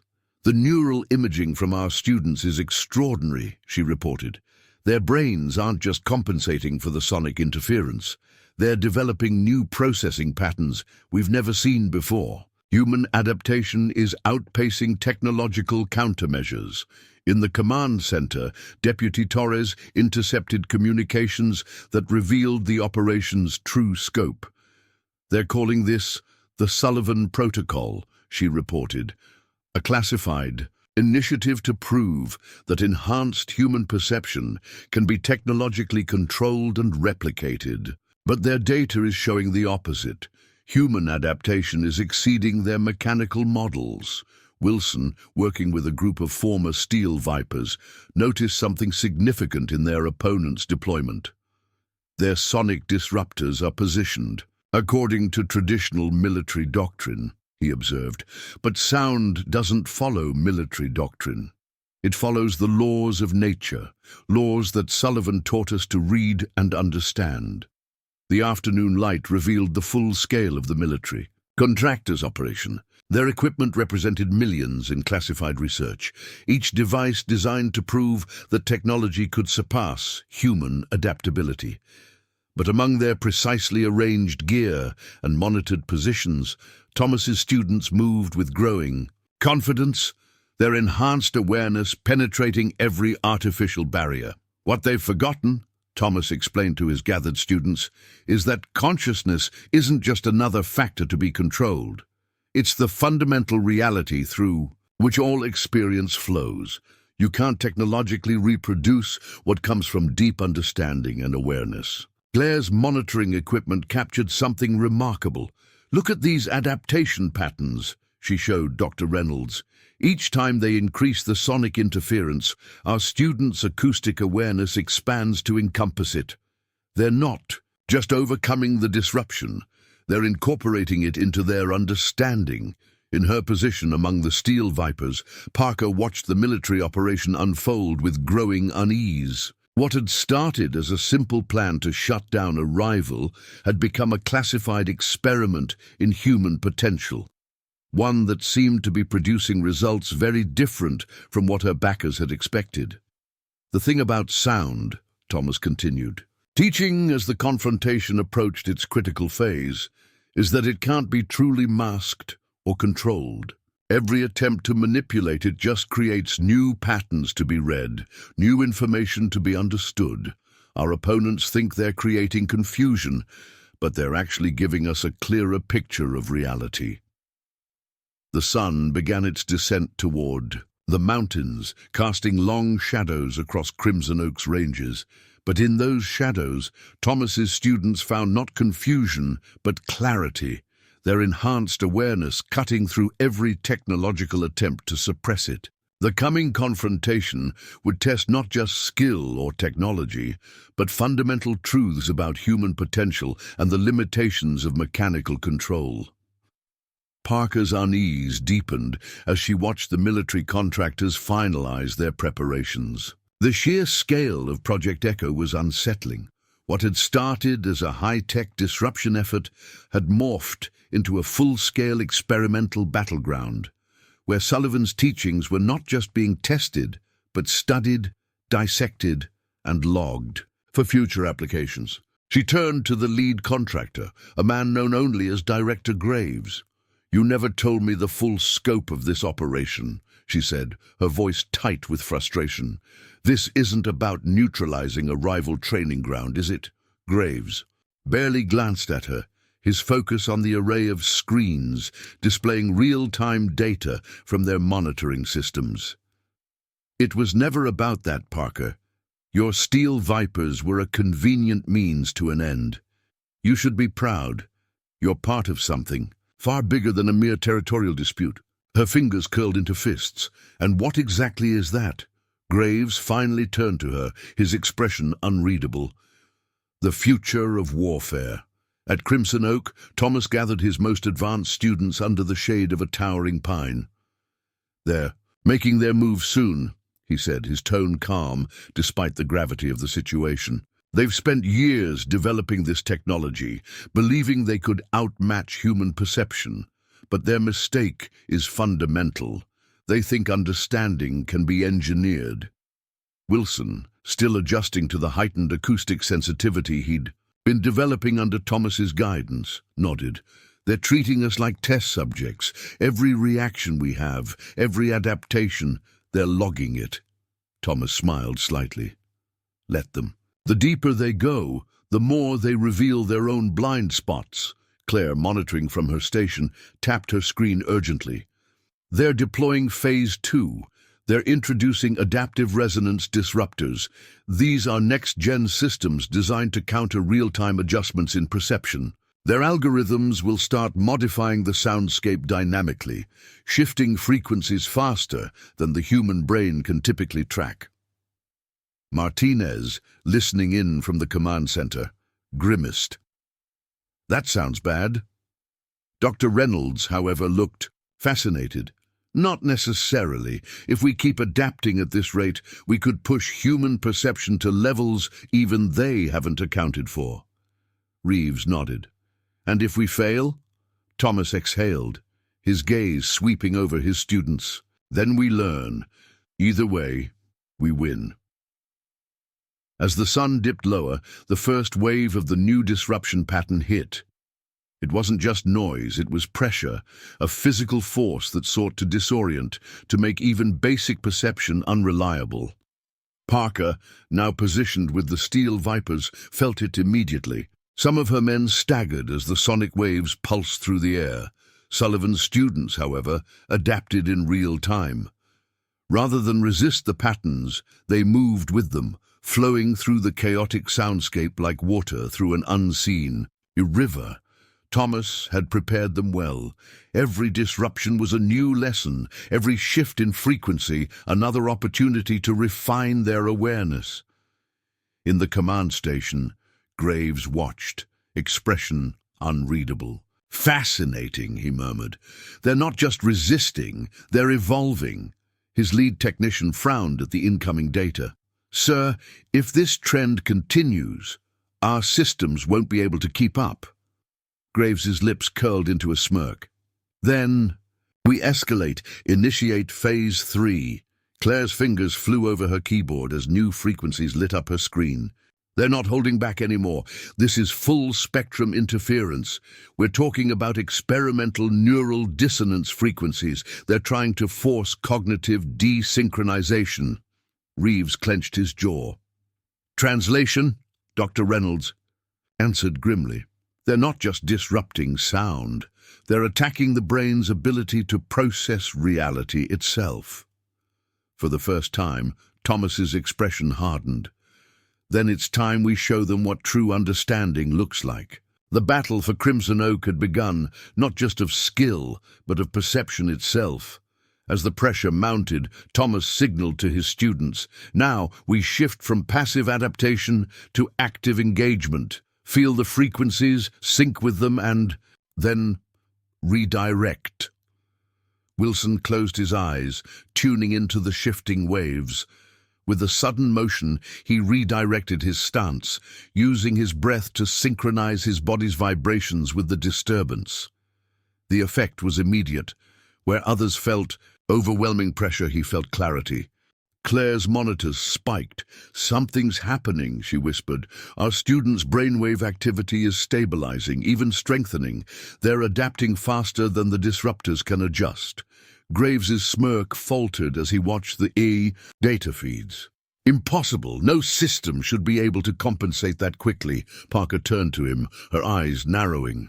Maybe it's not about the system. Maybe it's about them. As the sun sank below the horizon, the next phase of the battle loomed. But for the first time, it wasn't the contractors or their technology that dictated the terms of engagement. It was Sullivan and his students, wielding nothing but understanding, resilience, and the power of perception itself.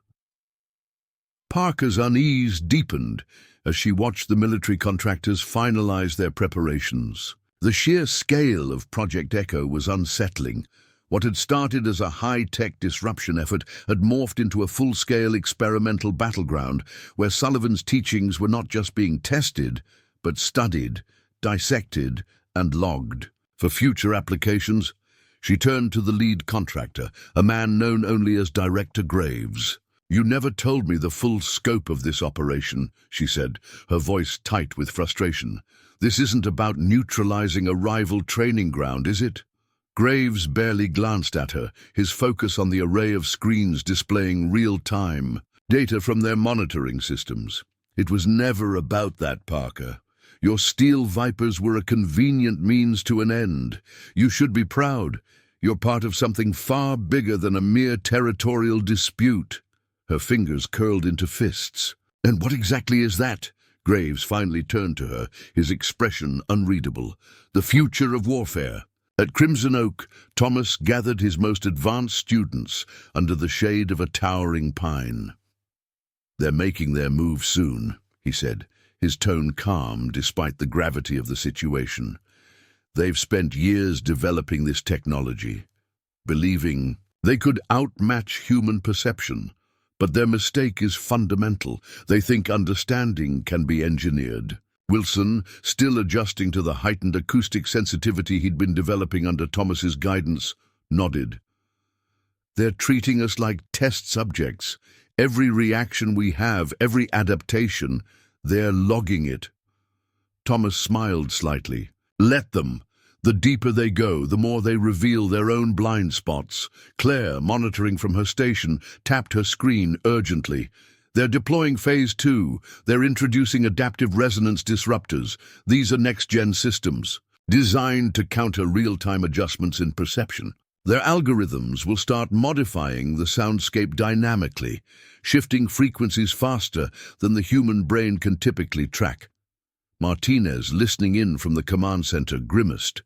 "That sounds bad." Dr. Reynolds, however, looked fascinated. "Not necessarily. If we keep adapting at this rate, we could push human perception to levels even they haven't accounted for." Reeves nodded. "And if we fail," Thomas exhaled, his gaze sweeping over his students, "then we learn. Either way, we win." As the sun dipped lower, the first wave of the new disruption pattern hit. It wasn't just noise. It was pressure, a physical force that sought to disorient, to make even basic perception unreliable. Parker, now positioned with the Steel Vipers, felt it immediately. Some of her men staggered as the sonic waves pulsed through the air. Sullivan's students, however, adapted in real time. Rather than resist the patterns, they moved with them, flowing through the chaotic soundscape like water through an unseen river. Thomas had prepared them well. Every disruption was a new lesson, every shift in frequency another opportunity to refine their awareness. In the command station, Graves watched, expression unreadable. "Fascinating," he murmured. "They're not just resisting, they're evolving." His lead technician frowned at the incoming data. "Sir, if this trend continues, our systems won't be able to keep up." Graves's lips curled into a smirk. "Then we escalate, initiate Phase 3. Claire's fingers flew over her keyboard as new frequencies lit up her screen. "They're not holding back anymore. This is full-spectrum interference. We're talking about experimental neural dissonance frequencies. They're trying to force cognitive desynchronization." Reeves clenched his jaw. "Translation," Dr. Reynolds answered grimly. "They're not just disrupting sound. They're attacking the brain's ability to process reality itself." For the first time, Thomas's expression hardened. "Then it's time we show them what true understanding looks like." The battle for Crimson Oak had begun, not just of skill, but of perception itself. As the pressure mounted, Thomas signaled to his students, "Now we shift from passive adaptation to active engagement. Feel the frequencies, sync with them, and then redirect." Wilson closed his eyes, tuning into the shifting waves. With a sudden motion, he redirected his stance, using his breath to synchronize his body's vibrations with the disturbance. The effect was immediate. Where others felt overwhelming pressure, he felt clarity. Claire's monitors spiked. "Something's happening," she whispered. "Our students' brainwave activity is stabilizing, even strengthening. They're adapting. Faster than the disruptors can adjust." Graves's smirk faltered as he watched the data feeds. "Impossible. No system should be able to compensate that quickly." Parker turned to him, her eyes narrowing. "Maybe it's not about the system. Maybe it's about them." As the sun sank below the horizon, the next phase of the battle loomed. But for the first time, it wasn't the contractors or their technology that dictated the terms of engagement. It was Sullivan and his students, wielding nothing but understanding, resilience, and the power of perception itself. Then, without warning, a sudden shift in the interference patterns sent a ripple through the valley. Claire gasped as the monitors surged with unaccounted data. "They're not just escalating, they're introducing something new, a new frequency range, something deeper." Dr. Reynolds' eyes widened. "They've tapped into infrasonic resonance. This isn't just perception disruption anymore. This could induce physical effects, nausea, vertigo, even hallucinations." Thomas, hearing the shift, nodded slowly. "They're going beyond sound. They're weaponizing the very way we perceive reality itself." Reeves grimaced. "Can we counter it?" Thomas turned to his students, a small smile forming. "We already are." Through the range's windows, they could see the military contractors establishing what looked like scientific monitoring stations among Parker's more obvious forces. Each position bristled with sophisticated equipment that represented the cutting edge of acoustic warfare technology. "Interesting approach," Thomas remarked. His head tilted slightly as he read the patterns of their deployment. "They're creating concentric rings of sonic interference, each operating at different frequencies. In Kandahar, I learned that such complexity actually provides more information, not less. Every layer adds detail to the acoustic picture." Dr. Reynolds received urgent data from her colleagues at the VA Research Division. "The technology they're using," she explained to Sheriff Martinez, "was developed through secret studies of how blind veterans naturally enhance their other senses. They're trying to weaponize what should have been used for rehabilitation." In the indoor range, Thomas's students practiced under increasingly challenging conditions, each new layer of sonic disruption becoming another teaching opportunity. "Feel how the artificial patterns interact with natural sound," he instructed. "They think they're creating confusion, but they're actually giving us a more detailed map of their positions and intentions." Claire's analysis revealed a pattern that confirmed her father's teachings. "Their sonic grid is incredibly sophisticated," she noted, studying the data streams. "But look at these harmonic resonances. Each attempt to mask their presence actually creates unique acoustic signatures. They're writing their own story without realizing it." As noon approached, the tension in Bitterroot Valley had transformed into something unprecedented, a direct confrontation between technological control and human adaptation, between force and understanding, between machines and consciousness. "They've invested millions in this technology," Major Reeves explained to the command group, "but they're approaching it like engineers trying to control nature rather than students learning to understand it. That's why they fear Sullivan's methods. He represents a completely different paradigm of human capability." Thomas continued teaching, each lesson now carrying implications far beyond the immediate conflict. "Listen to how their sonic disruption creates patterns within patterns," he told his advanced students. "They think they're building walls, but they're actually creating doorways. Sometimes the greatest insights come from what others try to hide." The afternoon sun cast harsh shadows across Crimson Oak's ranges as both sides prepared for escalation. But this was more than a tactical confrontation. It was a test of fundamental principles about human potential and the limitations of technological control. In her position among the steel vipers, Parker watched the military contractors deploy their final pieces of equipment, each device representing another attempt to technologically suppress what Sullivan had achieved through pure human adaptation. But something about their confidence bothered her.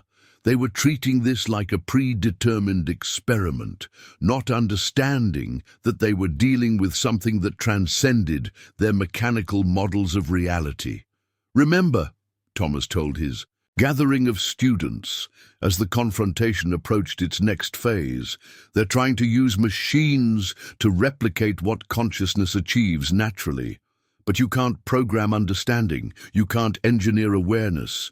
True mastery comes from learning to dance with reality, not trying to force it into submission." Katie, working in the Ranger's cafe, noticed something telling in the behavior of the military contractors' support staff. "They're setting up monitoring equipment like scientists in a laboratory," she reported to Rebecca. "But their hands shake when they adjust their devices. They're afraid, not of us, but of what it means if Sullivan's methods prove superior to their technology." At her monitoring station, Claire detected patterns that revealed the true sophistication of their opponent's operation. "The sonic grid isn't just creating interference," she explained to Dr. Reynolds. "It's actively analyzing how our students adapt to each new pattern. They're not just trying to shut us down, they're gathering data on human acoustic adaptation itself. Through the Ranger's security cameras, they observed the military contractors establishing what looked like a research perimeter. Each position contained not just sonic disruption equipment, but sophisticated monitoring devices designed to capture every aspect of the confrontation. Project Echo isn't just about suppressing unconventional combat techniques, Major Reeves explained to the command group. It's about proving that technology can control and replicate human adaptive capabilities. If Sullivan's methods succeed, despite their countermeasures, it challenges their entire approach to warfare development. Thomas worked with his advanced students in the indoor range, using the increasing sonic complexity as a teaching tool. "Feel how each layer of disruption adds its own texture to the acoustic landscape," he instructed. "They think they're creating a wall of white noise, but they're actually composing a symphony of information if you know how to listen." Dr. Reynolds received urgent communications from her research colleagues. "The neural imaging from our students is extraordinary," she reported. "Their brains aren't just compensating for the sonic interference. They're developing new processing patterns we've never seen before. Human adaptation is outpacing technological countermeasures." In the command center, Deputy Torres intercepted communications that revealed the operation's true scope. "They're calling this the Sullivan Protocol," she reported, "a classified initiative to prove that enhanced human perception can be technologically controlled and replicated. But their data is showing the opposite. Human adaptation is exceeding their mechanical models." Wilson, working with a group of former Steel Vipers, noticed something significant in their opponent's deployment. Their sonic disruptors are positioned according to traditional military doctrine, he observed. But sound doesn't follow military doctrine. It follows the laws of nature, laws that Sullivan taught us to read and understand. The afternoon light revealed the full scale of the military contractors' operation. Their equipment represented millions in classified research, each device designed to prove that technology could surpass human adaptability. But among their precisely arranged gear and monitored positions, Thomas's students moved with growing confidence, their enhanced awareness penetrating every artificial barrier. Suddenly, a new wave of interference surged through the valley, deeper and more complex than before. Claire's hands trembled as she adjusted the monitors. "This isn't just about disrupting us anymore," she said. "They're testing thresholds, seeing just how far human perception can stretch." Thomas exhaled, a small smile forming. Good. Then it's time we show them just how much further we can go. Parker's unease deepened as she watched the military contractors finalize their preparations. The sheer scale of Project Echo was unsettling. What had started as a high-tech disruption effort had morphed into a full-scale experimental battleground, where Sullivan's teachings were not just being tested, but studied, dissected, and logged for future applications.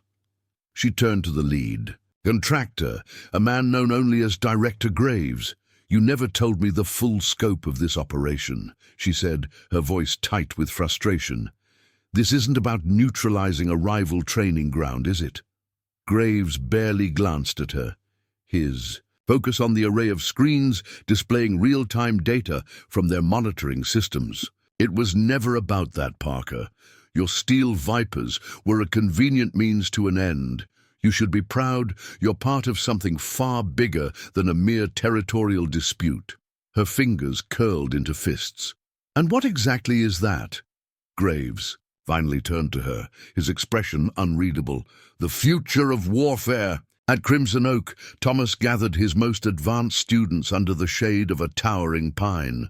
"They're making their move soon," he said, his tone calm despite the gravity of the situation. "They've spent years developing this technology, believing they could outmatch human perception. But their mistake is fundamental. They think understanding can be engineered." Wilson, still adjusting to the heightened acoustic sensitivity he'd been developing under Thomas's guidance, nodded. "They're treating us like test subjects. Every reaction we have, every adaptation, they're logging it." Thomas smiled slightly. "Let them. The deeper they go, the more they reveal their own blind spots." Claire, monitoring from her station, tapped her screen urgently. "They're deploying Phase 2. They're introducing adaptive resonance disruptors. These are next-gen systems designed to counter real-time adjustments in perception. Their algorithms will start modifying the soundscape dynamically, shifting frequencies faster than the human brain can typically track." Martinez, listening in from the command center, grimaced. "That sounds bad." Dr. Reynolds, however, looked fascinated. "Not necessarily. If we keep adapting at this rate, we could push human perception to levels even they haven't accounted for." Reeves nodded. "And if we fail?" Thomas exhaled, his gaze sweeping over his students. "Then we learn. Either way, we win." As the sun dipped lower, the first wave of the new disruption pattern hit. It wasn't just noise, it was pressure, a physical force that sought to disorient, to make even basic perception unreliable. Parker, now positioned with the Steel Vipers, felt it immediately. Some of her men staggered as the sonic waves pulsed through the air. Sullivan's students, however, adapted in real time. Rather than resist the patterns, they moved with them, flowing through the chaotic soundscape like water through an unseen river. Thomas had prepared them well. Every disruption was a new lesson, every shift in frequency another opportunity to refine their awareness. In the command station, Graves watched, expression unreadable. "Fascinating," he murmured. "They're not just resisting, they're evolving." His lead technician frowned at the incoming data. "Sir, if this trend continues, our systems won't be able to keep up." Graves' lips curled into a smirk. "Then we escalate. Initiate Phase 3. Claire's fingers flew over her keyboard as new frequencies lit up her screen. "They're not holding back anymore. This is full-spectrum interference. We're talking about experimental neural dissonance frequencies. They're trying to force cognitive desynchronization." Reeves clenched his jaw. "Translation?" Dr. Reynolds answered grimly.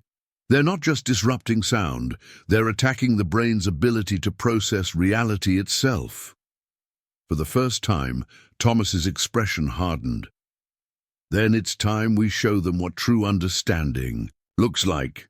The battle for Crimson Oak had begun, not just of skill, but of perception itself. As the pressure mounted, Thomas signaled to his students. "Now we shift from passive adaptation to active engagement. Feel the frequencies, sync with them, and then redirect." Wilson closed his eyes, tuning into the shifting waves. With a sudden motion, he redirected his stance, using his breath to synchronize his body's vibrations with the disturbance. The effect was immediate. Where others felt overwhelming pressure, he felt clarity. Claire's monitors spiked. "Something's happening," she whispered. "Our students' brainwave activity is stabilizing, even strengthening. They're adapting faster than the disruptors can adjust." Graves' smirk faltered as he watched the data feeds. "Impossible. No system should be able to compensate that quickly." Parker turned to him, her eyes narrowing. "Maybe it's not about the system. Maybe it's about them." As the sun sank below the horizon, the next phase of the battle loomed, but for the first time it wasn't the contractors or their technology that dictated the terms of engagement. It was Sullivan and his students, wielding nothing but understanding, resilience, and the power of perception itself. Then, without warning, a sudden shift in the interference patterns sent a ripple through the valley. Claire gasped as the monitors surged with unaccounted data. They're not just escalating, they're introducing something new. A new frequency, range, something deeper. Dr. Reynolds' eyes widened. They've tapped into infrasonic resonance. This isn't just perception disruption anymore. This could induce physical effects, nausea, vertigo, even hallucinations. Thomas, hearing the shift, nodded slowly. They're going beyond sound. They're weaponizing the very way we perceive reality itself, Reeves grimaced. "Can we counter it?" Thomas turned to his students, a small smile forming. "We already are." Through the range's windows, they could see the military contractors establishing what looked like scientific monitoring stations among Parker's more obvious forces. Each position bristled with sophisticated equipment that represented the cutting edge of acoustic warfare technology. "Interesting approach," Thomas remarked, his head tilted slightly as he read the patterns of their deployment. "They're creating concentric rings of sonic interference, each operating at different frequencies. In Kandahar, I learned that such complexity actually provides more information, not less. Every layer adds detail to the acoustic picture." Dr. Reynolds received urgent data from her colleagues at the VA Research Division.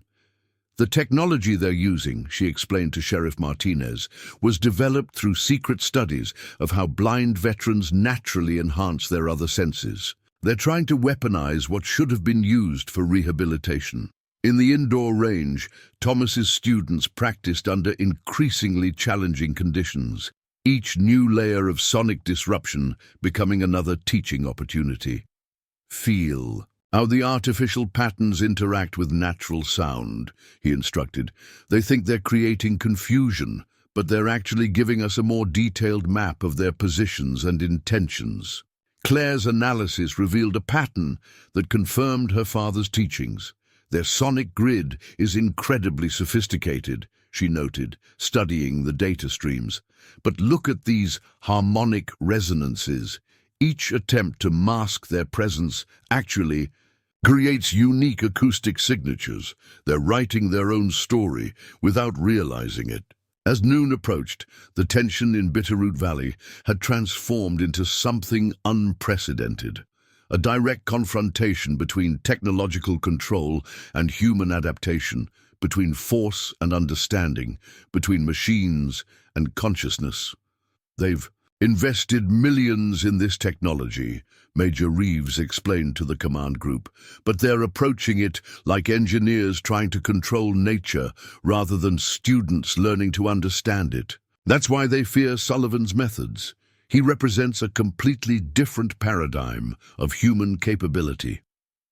Thomas continued teaching, each lesson now carrying implications far beyond the immediate conflict. "Listen to how their sonic disruption creates patterns within patterns," he told his advanced students. "They think they're building walls, but they're actually creating doorways. Sometimes the greatest insights come from what others try to hide." The afternoon sun cast harsh shadows. across Crimson Oak's ranges as both sides prepared for escalation. But this was more than a tactical confrontation. It was a test of fundamental principles about human potential and the limitations of technological control. In her position among the Steel Vipers, Parker watched the military contractors deploy their final pieces of equipment, each device representing another attempt to technologically suppress what Sullivan had achieved through pure human adaptation. But something about their confidence bothered her. They were treating this like a predetermined experiment, not understanding that they were dealing with something that transcended their mechanical models of reality. "Remember," Thomas told his gathering of students as the confrontation approached its next phase, "they're trying to use machines to replicate what consciousness achieves naturally. But you can't program understanding. You can't engineer awareness. True mastery comes from learning to dance with reality, not trying to force it into submission." Katie, working in the Rangers Cafe, noticed something telling in the behavior of the military contractors' support staff. "They're setting up monitoring equipment like scientists in a laboratory," she reported to Rebecca. "But their hands shake when they adjust their devices. They're afraid, not of us, but of what it means if Sullivan's methods prove superior to their technology." At her monitoring station, Claire detected patterns that revealed the true sophistication of their opponent's operation. "The sonic grid isn't just creating interference," she explained to Dr. Reynolds. "It's actively analyzing how our students adapt to each new pattern. They're not just trying to shut us down, they're gathering data on human acoustic adaptation itself. Through the range's security cameras, they observed the military contractors establishing what looked like a research perimeter.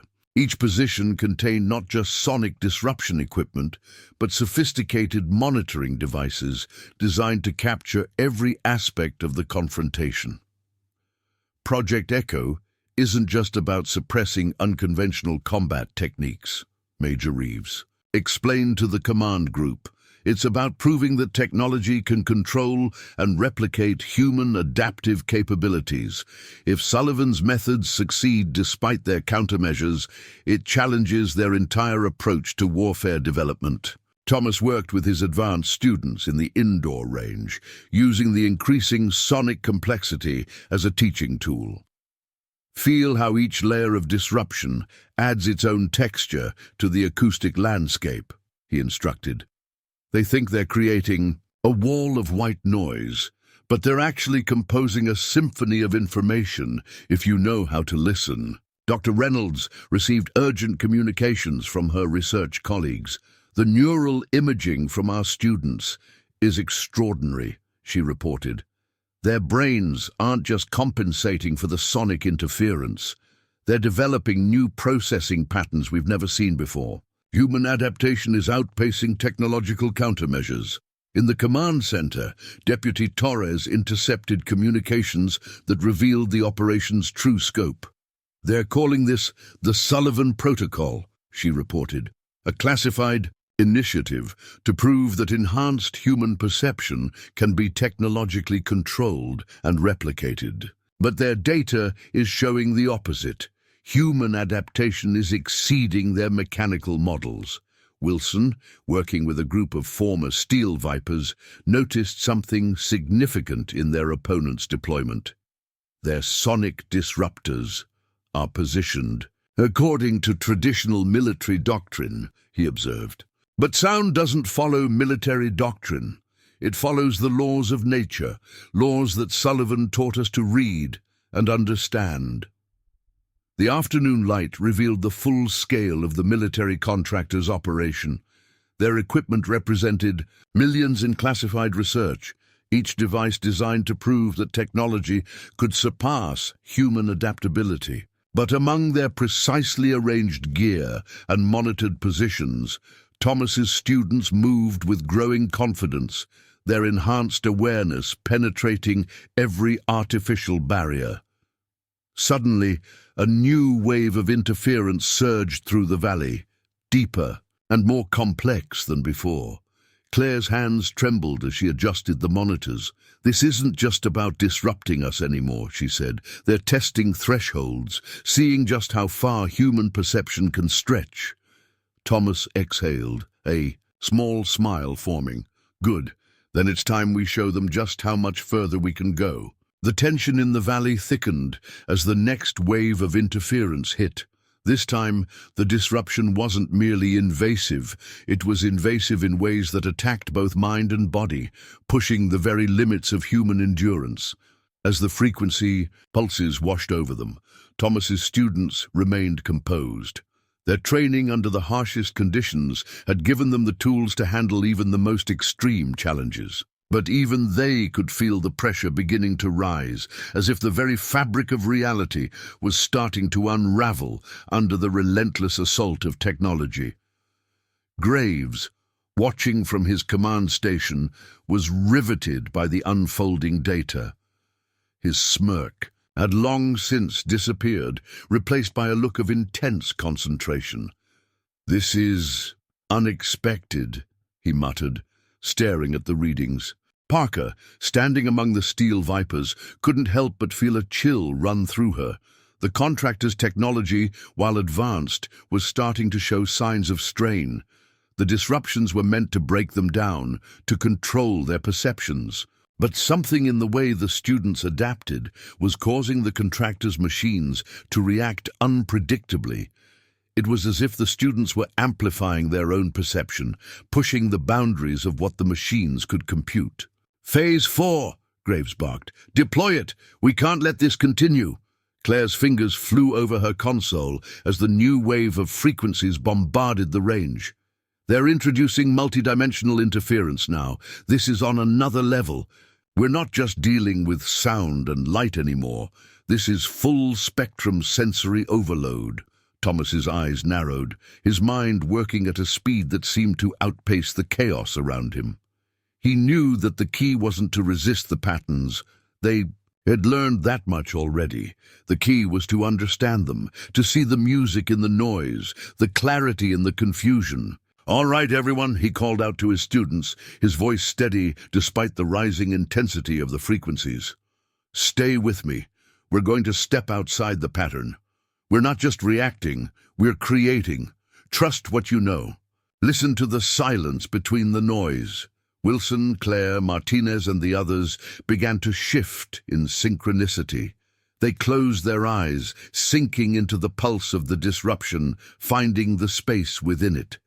The world around them vibrated in ways that were almost overwhelming, but they didn't fight it. They flowed with it, adjusting their bodies and minds to resonate with the frequencies, syncing with the force. Claire felt a shiver run through her as she tapped into a deep layer of awareness. "It's like I'm seeing the frequencies," she whispered, not just hearing them. "It's like the air itself is a living thing, and we're just part of its movement." Dr. Reynolds, watching from her station, was stunned. "They've gone beyond what I thought was possible. Their neural pathways are developing faster than our models can track." Graves, standing a few steps away from Parker, clenched his fists. In frustration, "This is impossible. How are they adapting so quickly? No system should be able to compensate for this much interference." Parker turned toward him, her expression darkening. "Maybe your technology isn't the answer. Maybe it's time you realized what you're up against." Graves didn't answer. He simply turned to the data streams again, watching in silence as the feedback loops between the disruption patterns and the students' adaptive responses grew more complex. It was as though they were no longer just adapting, they were rewriting the very nature of the challenge. Then something unprecedented happened. The contractor's frequency range began to waver, subtly at first, but then with increasing force. The machines seemed to glitch, their once perfect synchronization falling apart. A ripple ran through the valley, reverberating from every corner of the disturbance field. "This is it," Dr. Reynolds murmured, a note of awe in her voice. "They're not just coping with the frequencies, they're evolving the interference. They're making the technology bend." Claire's eyes widened. We're starting to outpace them. We're controlling the frequency now."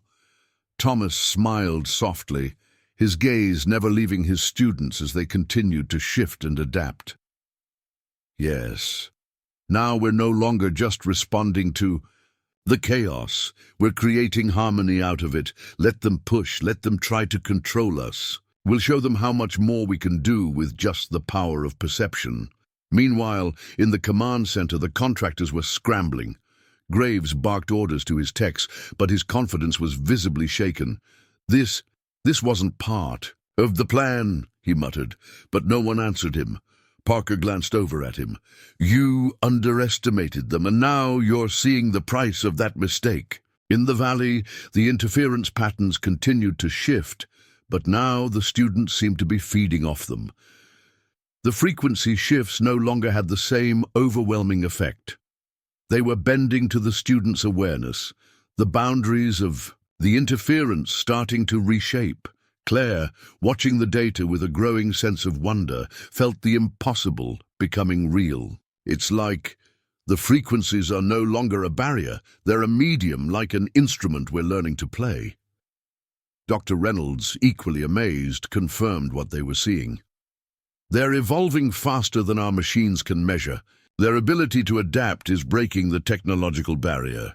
Graves, now visibly agitated, looked back at his technician. "Initiate the final escalation. I want full spectrum suppression. We need them to break." But before he could issue further orders, the next wave hit, not from the contractors, but from Sullivan's students. It was subtle, a barely noticeable shift in the air, but it rippled outward, a response to the contractors' last-ditch effort. For a moment, it seemed like the valley fell silent. The feedback loops and interference paused, and the tension in the air felt almost tangible. Then, with the faintest hum, a new frequency emerged from within the chaos, a perfect counterpoint to the disruptive wave that had been unleashed. It wasn't an attack. It was an invitation. Thomas's students had tapped into something deeper, something that went beyond simple adaptation. They had learned to weave themselves into the fabric of the disruption, not just survive it, but use it to elevate their own awareness. Parker, standing among the steel vipers, felt a shift within herself as well. The overwhelming sense of unease that had plagued her throughout this operation had begun to dissipate.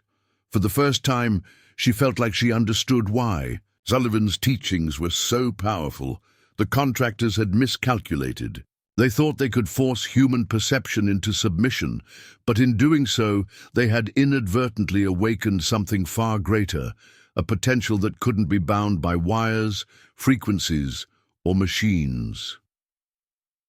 The future of warfare, as Graves had called it, was not in the hands of technology. It was in the hands of those who could perceive, adapt, and transcend the boundaries that had once seemed insurmountable.